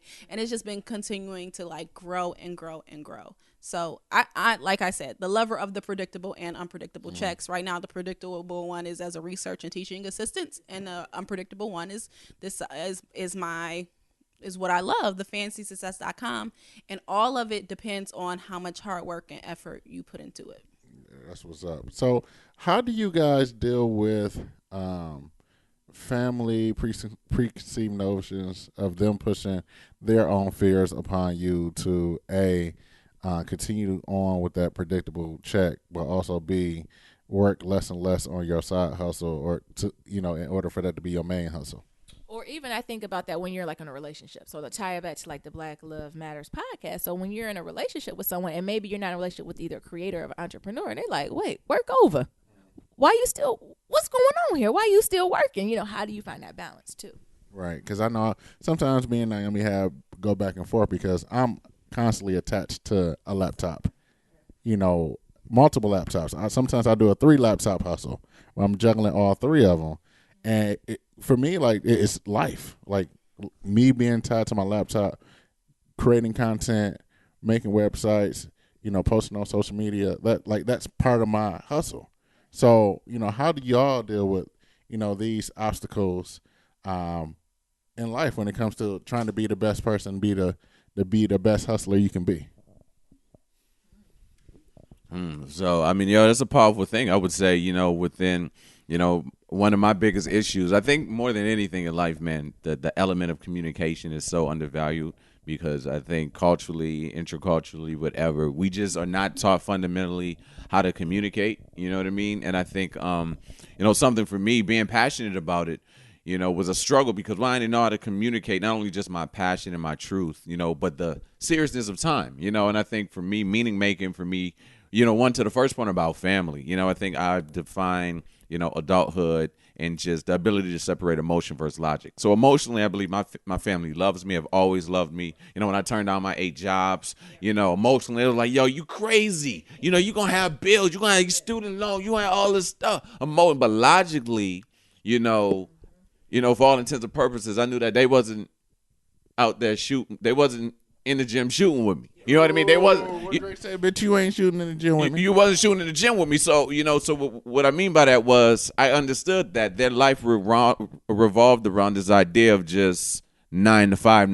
But they had no idea at an early age I was like still in magazines called Young Entrepreneur. And I was reading that. I was feeding my spirit with that. And then when a movie just wasn't a movie, it was like, yo, somebody wrote that movie. What did they do? And it's kind of like love affair of becoming an outlier, essentially being an entrepreneur, right? Being someone who wanted to take risks and was like, yo, I don't want to be, right? I don't want to be just the worker. I want to be the owner. It is a different mindset. So the emotional aspect was that to emotionally understand that, yo, they love me and they care for me and they want the best from their vantage point. So when they was putting their fears like, you need security, this, right. But the logical aspect was, yo, there's so many other people here. All of the businesses that we're supporting every single day. Right. So who are those people that I can logically go talk to and reach out to and say, yo, I want to be like you. I want to read, or if I can't like physically touch you and talk to you, you know what I mean? And this the YouTube phenomenon, it's right. Like, what book can I read? You know what I mean? What can I do to build and develop those skills? So I think that's how I've been able, to successfully deal with that balance of saying, it's like, you know what, I can love you all from a distance. I love you all for where you are. But logically, you all just can't comprehend this hustle because nobody gave you all the permission back in the day to do this. Yes. You know what I mean? And from a relationship dynamic, I think where it's gotten a lot better, in the current is, I think there's balance. One of the great light-skinned prophets out there in the world, T.I. said balance is paramount. You call me a light-skinned nigga. I had to bring another light-skinned notable nigga into the conversation. Great philosophy. Who's an entrepreneur. You know what I mean? So I got your ass, goddammit. Anyway, I digress. But no, seriously, balance is paramount. And I think within that is being very, articulating to your partner, like, this is why this grind and this thing matters to me. And this is the time commitment. But when you have my time, you have my energy, I'm yours. You know what I mean? And I feel like finding that balance and communicating is like, no, I'm not addicted to my computer because I'm trying to ignore you. I'm addicted to my computer because I'm addicted to the work. I'm addicted to the work. I'm addicted to the high of the grind. I'm addicted to the possibility and the dreams of the side hustle. And I think one thing for me that I articulate more than anything, it's the more that I sacrifice and do this now, right, by understanding the balance, et cetera, to make sure that you're still a priority. I didn't know that back then, but now I understand it. But if we can make the hustle now, then I'm not talking about this. In our generation, we'll never collect Social Security. So I'm like, why not retire at 40? Never. That's a different mindset.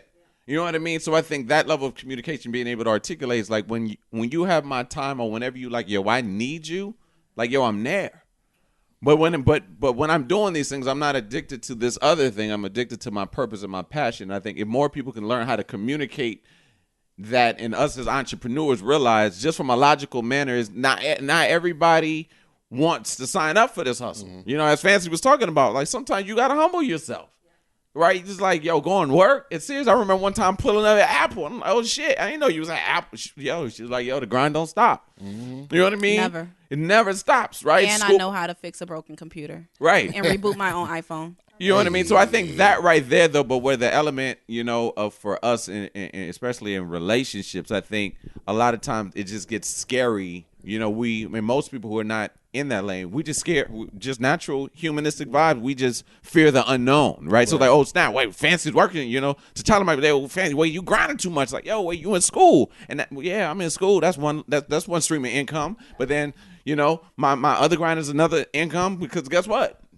I'm a freaking beast. Like, right. You know what I mean? Like, I'm a freaking walking, you know, a mogul, you know, where most people is just like, oh, you're just a worker. You know what I mean? I think we go against the mold, but it takes communication. What you think, Fancy?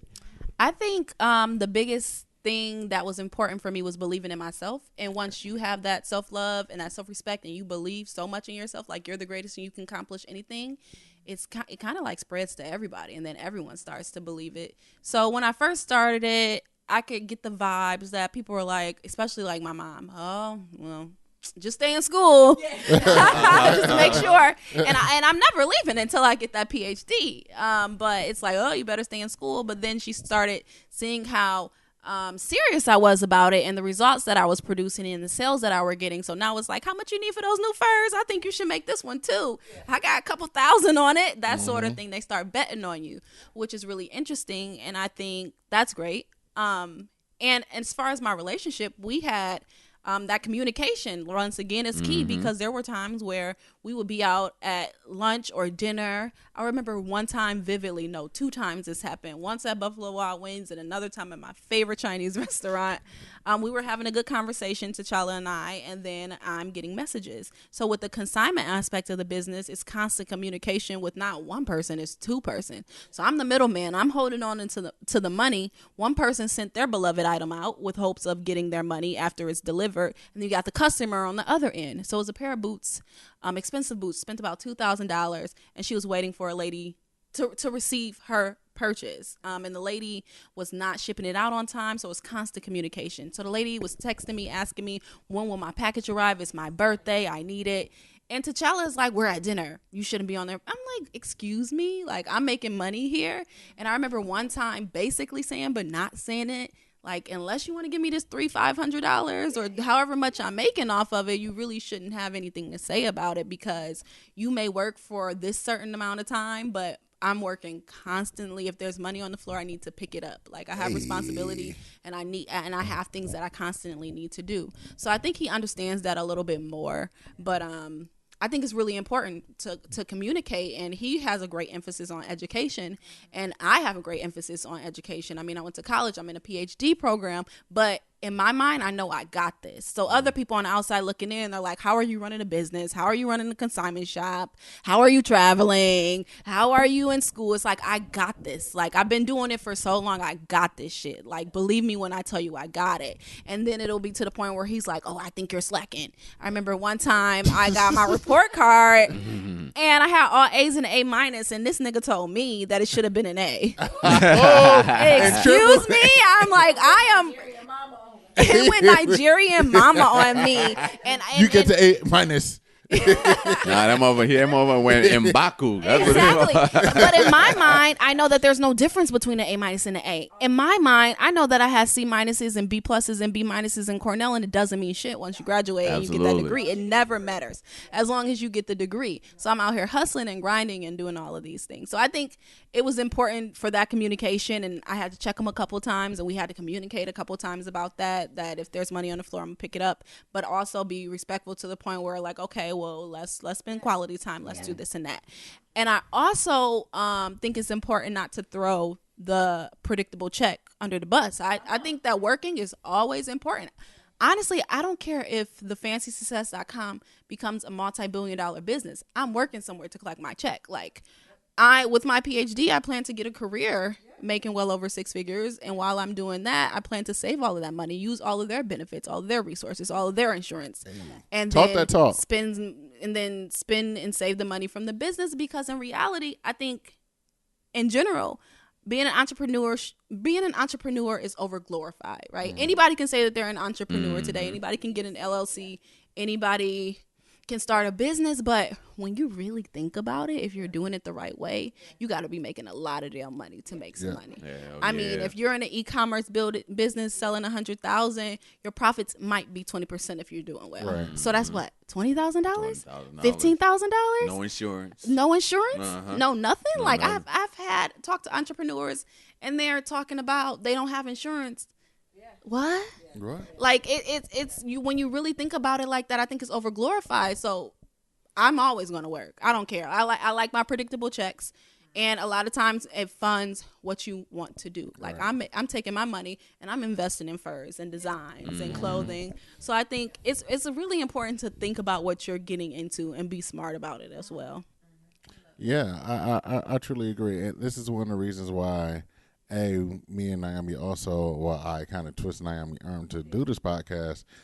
So she can see like how much work and time it takes to put into this side hustle thing and to do it, because all she sees is, you just on the, you working on a blog, or you just type in and things of this sort. And she really didn't understand like all the other planning that goes into, making a podcast, but also pubbing it once it's out, and building a brand from zero, and and even just come up with for example t-shirt designs and things. That's like how much that takes, especially when you're doing it all on your own. It's a lot of trial and error because you don't have the necessary resources to outsource it to someone else. Absolutely. Yeah, it's a lot. Even with my business, with the clothing and modeling the clothes, you know how taxing that is? Yeah. Especially since I'm trying to get on my fitness stuff and I work out every day and my hair is a mess. You mean to tell me that I have to wash and do my hair every week and I don't have the opportunity to be blessed by a Detroit hairstylist, and I have to do this on my own, and I have to do my own makeup, and then I have to like kind of look skinny in the clothes. And then the tea is I take my own pictures with a tripod and a Bluetooth remote. So I think another important thing is to do everything that you can by yourself, especially when you're starting out, to keep the cost as low as possible. You can create your website, you can take your own pictures, you can style yourself. So I think that's really important too, to keep the cost as low as possible and to be consistent. Because like I said, if you manifest it, like I believe in myself, I manifested. I'm looking at my vision board in the corner right now. I have it. I have my goals set out, and then things will just start falling in your lap as long as you are consistent. Yeah, you got anything you want to add? I thought you said white now. I'm like, what? No, I think it's great. I'm just taking in the conversation and learning. Like I'm a baby entrepreneur, so I'm slowly getting to the point of understanding it. So I think I've been a consumer so long. It's time for me to be a creator. Like I didn't realize how much I was consuming before, right? Because I think in academia, that's rewarded.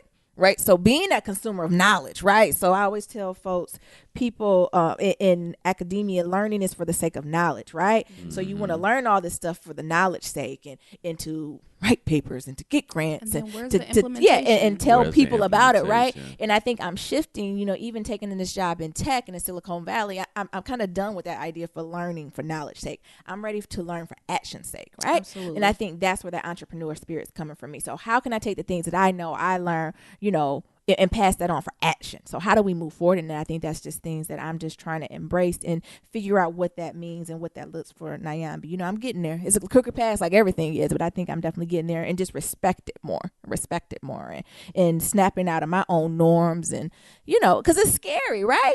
Being a poor brown girl, boy from Detroit, it's like, geez, I just trying to make it, mama. Like, you know what I'm saying? Like, I'm just trying to get there, but knowing that you kind of got to keep pushing forward, because the things that we're doing, we're opening up doors for the generation behind us, right? That's our obligation. I know what Devontae always tell us, ain't no German shepherds after us.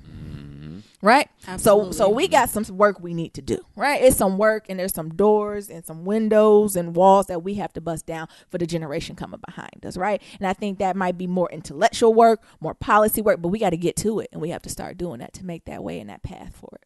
Yeah. So that's what I have. Yeah. Can I ask y'all one question? Yeah, go ahead. One question. My one question, though, I'm a big fan Yeah. of everything. Definitely, it's amazing to be here. You don't stop calling me a light-skinned nigga, man. You've been doing that whole thing. So we going to have to, I'm telling you, bro.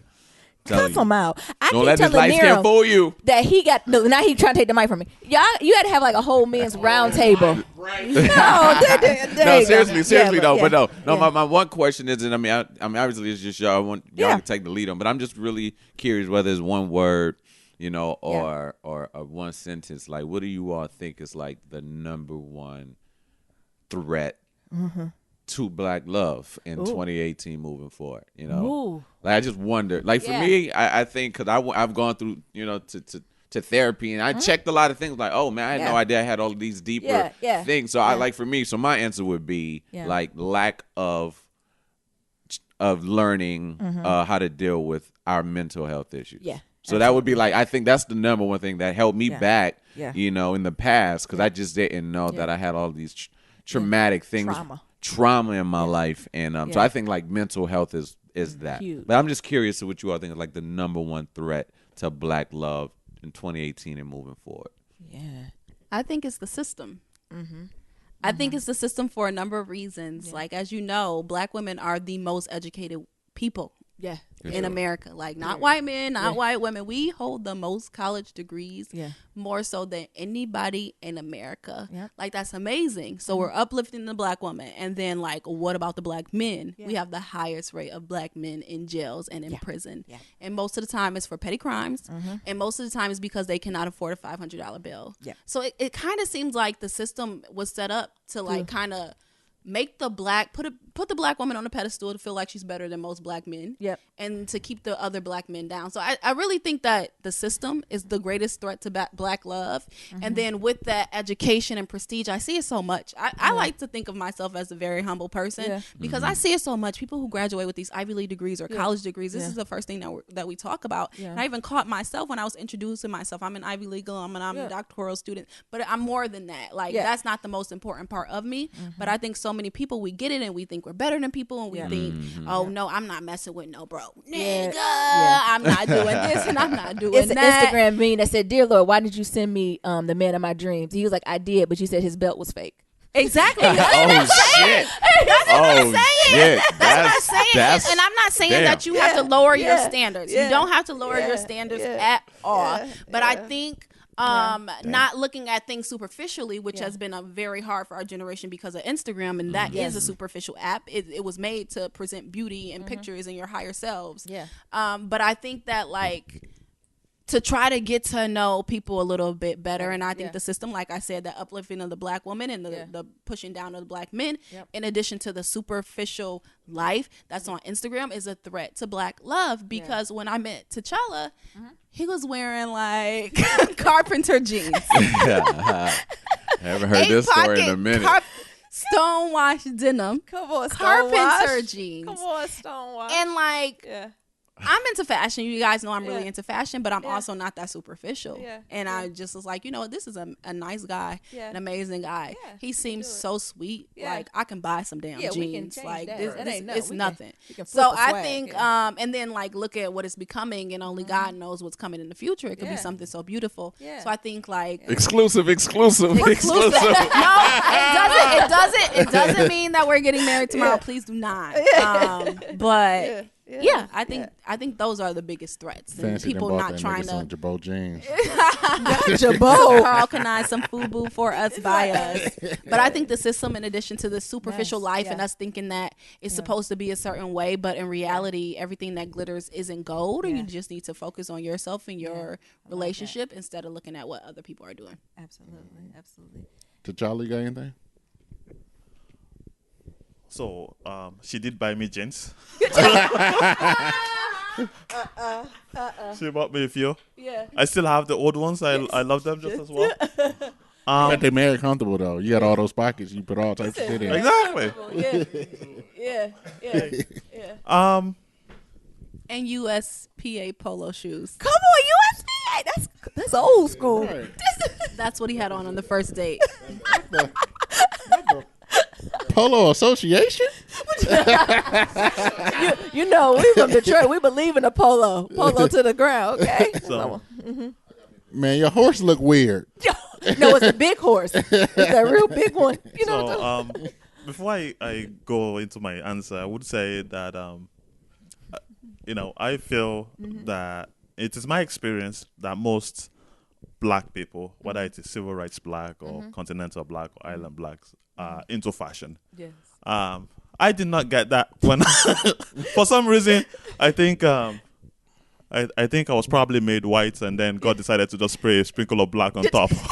So there were certain skills that black people have that I don't quite have, and that's why I think Fancy and I make a wonderful couple, because we kind of two halves. Yes. Because folks from the continent be Gucci down to the socks too, though. Right. I done seen folks come from Nigeria. I'm like, sis, I ain't seen you in not a single Coogee outfit where you yet. get that? Maybe Gucci down to the socks, okay?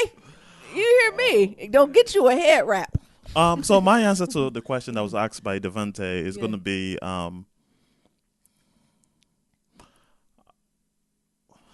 I feel that and it kind of related to what Fancy said, but a different slant. I don't feel that the system is the problem. I feel like relying on the system is the problem. And what I mean by that is that, I grew up in Nigeria. Our system when I was growing up was essentially to do things outside of the system. For those of you that are into doing research, they talk about Nigeria being a corrupt country and whatnot, which I don't necessarily agree with, because when we're talking about corruptions, there are different levels. Yeah. So that, but when I was growing up, we were always taught that, no is not no. Yeah. It's just an opportunity to negotiate. And that also meant when you're dealing with people, when you're dealing with institutions, when you're dealing with things like that, you stop by the HR office, at their jobs, the guy tells you no. Yeah. You go find out who the HR head is. Find out where he lives. You go visit him at his house. He probably won't give you any audience. You go find out who his wife is, because usually for every great man, there's a woman behind him. It's like, before you know it, you found some way to warm your heart into his wife's warm yourself into his wife's heart. She says a word to him, and the next thing you know, you have a job. So what I'm really trying to say is, I'm not necessarily saying it's right or wrong, but we were taught to be entrepreneurial in that aspect of saying, you know what. The system is there. Yeah. It could be beneficial to you, but don't rely on it. You have to understand when the rules can be broken and go and utilize that. So what I'm trying to say, if we look at our current society today, is I feel that the black community needs to really band together. It is true that we probably shouldn't have to do this, but we are at a point where we have so many black people that are educated, that are well-to-do,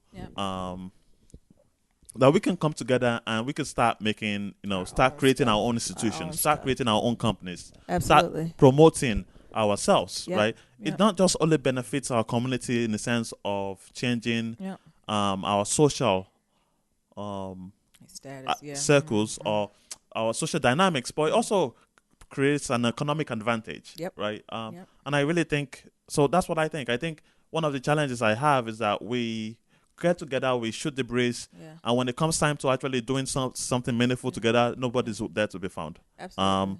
I'm giving this as an example.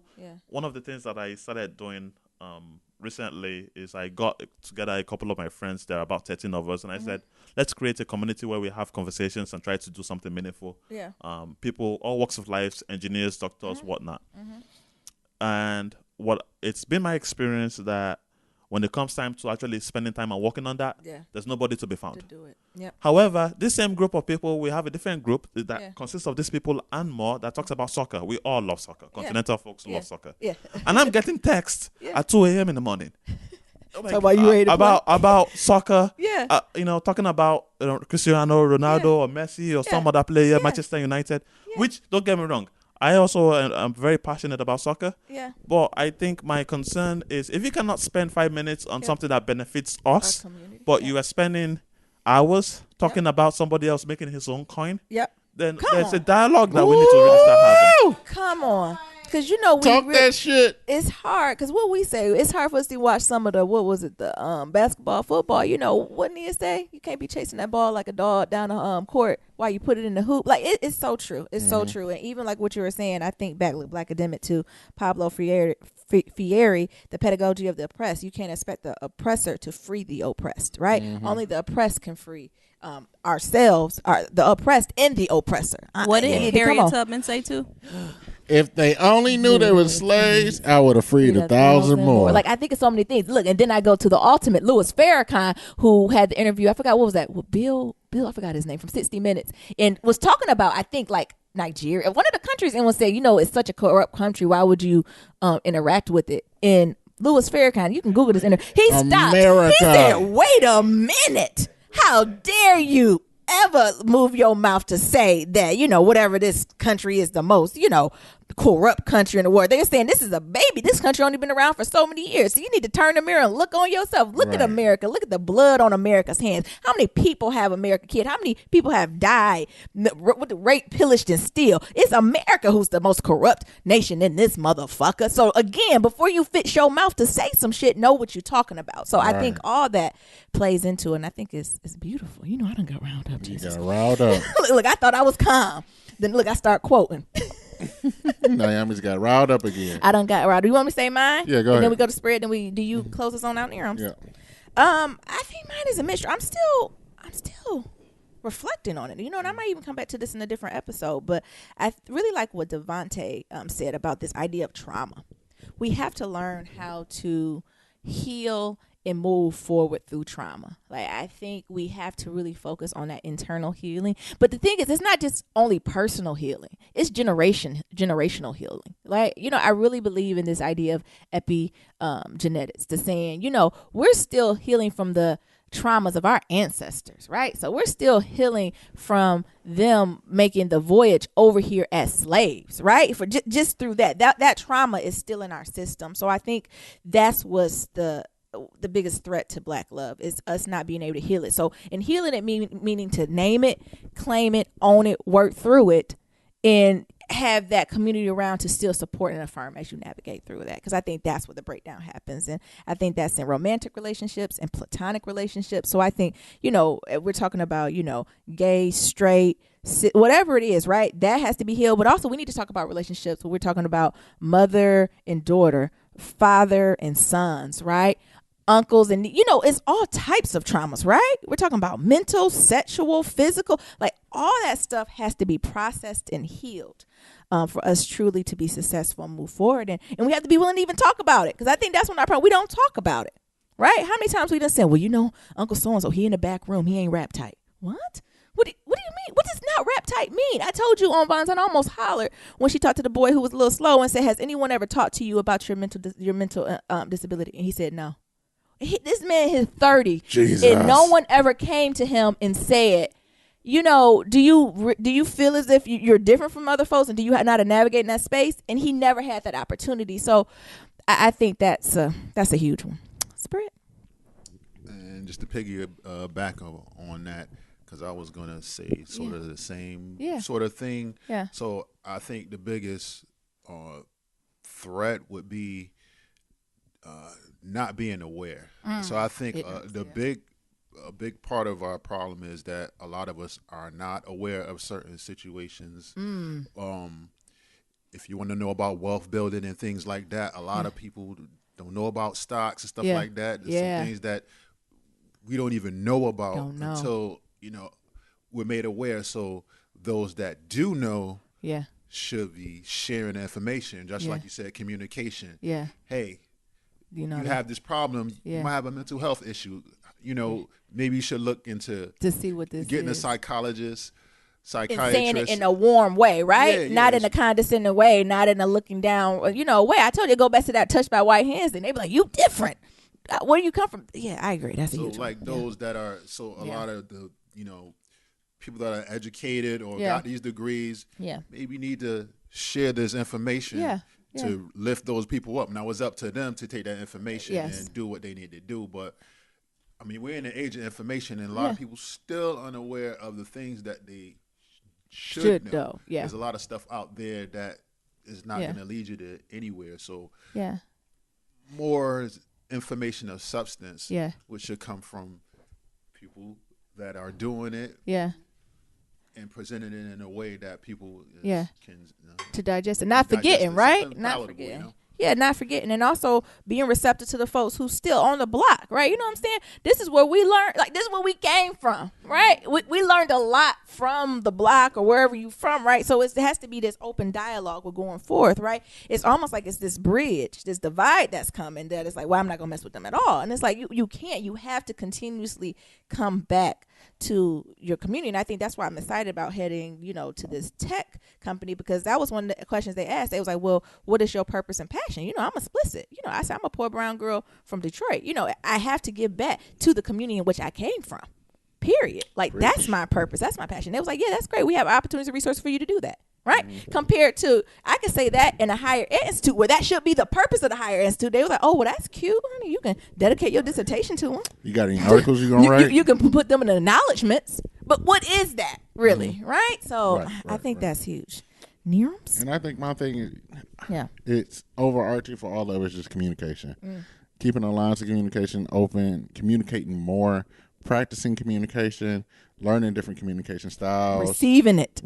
Receiving communication. When people tell you who they are, listen. Believe them. Just that whole thing of information sharing is a big thing, but also just communicating with your spouse, communicating with people in your circle, communicating with people outside the circle. Yeah. I feel like that's one of the things that I do probably the best out of everybody in the circle, is that communicating, but also putting myself out there and being You're really good at that. Yeah. And being like, hey, this is fucked up. Do you know somebody? Or, you know, even with the situation where, you know, moving to white ass Silicon Valley and I don't have a job. So me even being like, friends who live in white ass Silicon Valley, I do X, Y, and Z. Yeah. My partner is moving out there and I need a job. Can someone help? Or do you know anyone? Closed mouths don't get fed. Right. Yep. Yep. And that's the, you know, a saying that we always had in Detroit. Closed mouths don't get fed. So the only way to actually get what you want is to actually put it out there and manifest it. Yeah. Absolutely. I love it. Did anybody have any closing thoughts for us before we let peace be said? Yeah, I just agree with what you were saying about how important it is to give back and reach back. I see so many times. So there are so many successful Black people, more than you think. Come on, it's a whole on the street and they're looking at you like, "Excuse me, who are you? Don't touch me." Yes, that sort of thing. So I think it's always important to give back. Like, people always have this concept of buying back the block, and beyond that, like regardless of how successful I become, I think it's always Plymouth Road. That's where I come from. Yeah, and always it's giving grounding back to that. Yeah. And my ideal thing to give back to the community is a community center, because I mean, with health promotion, we know how important physical activity exercises for the health, and just having a place where everybody can go. And then at the end, of course, we hustle to Frankie, Beverly, and Mays. Come on. That's what it's supposed to be. It's important. And I think being open and receptive to people, for people to be able to reach out to you to ask questions. I have so many ladies reaching out to me for so many things. And I actually had a lady reach out to me. She's in law school, first year law student at Michigan State University. And she was saying how she wants to do a study abroad program in Poland. And she got all of her tuition and fees paid for, but they can't pay for her plane ticket. She was on a wait list, got off the wait list at the last minute, so now her plane ticket is $1,300. And she said, "Can you help me out?" And I said, "I can't help you out by myself, but this is what I'll do. I'll go on Instagram, I'll make a post about it, make sure you send me your law school ID, let me see your acceptance letter and all of that, and I will put it out there into the atmosphere, and let's see how much we can get back." And I mean, so far it's been a couple of days, we raised $600. So it's something so simple. Me just using social media, helping to raise this lady some money so she can go study abroad in Poland. It takes a village, and everybody should be willing to help out. I think that's the ultimate thing. It takes a village to have Black love and to be open and have these conversations. Well, I enjoyed this. Thank y'all all for being on the show. Thank you, T'Challa. Thank you, Devontae. Thank you, Fancy. Thank you, Spread Love. We know a lot of us, we're not really the social media group. Well, Devontae, is he taking a little bit of break? But I know Fancy, you got yours. You want to tell us where we can find you? Yes, that's the only one you can find. Instagram _fancy success _ and my business page at The Fancy Success and also thefancysuccess.com. Perfect. Anything else? You gonna close us on out? No. You said no. All right. Always to submit your Black Love stories, go to blacklovematters.com/story to submit a question for Kitchen Table Talk. Shoot us the email at blacklovematters@gmail.com, and to leave a comment about anything that we talked about today, you can do that on our website, SoundCloud, Stitcher, any form of social media. That's Black Love Matters. That's Black Love Matters with no K. And also don't forget that voicemail. That's 508-784-1111. That's 508-784-1111. Talk to y'all later. And remember, love is ever evolving. Peace. Thank y'all for coming. We appreciate it. That was fun.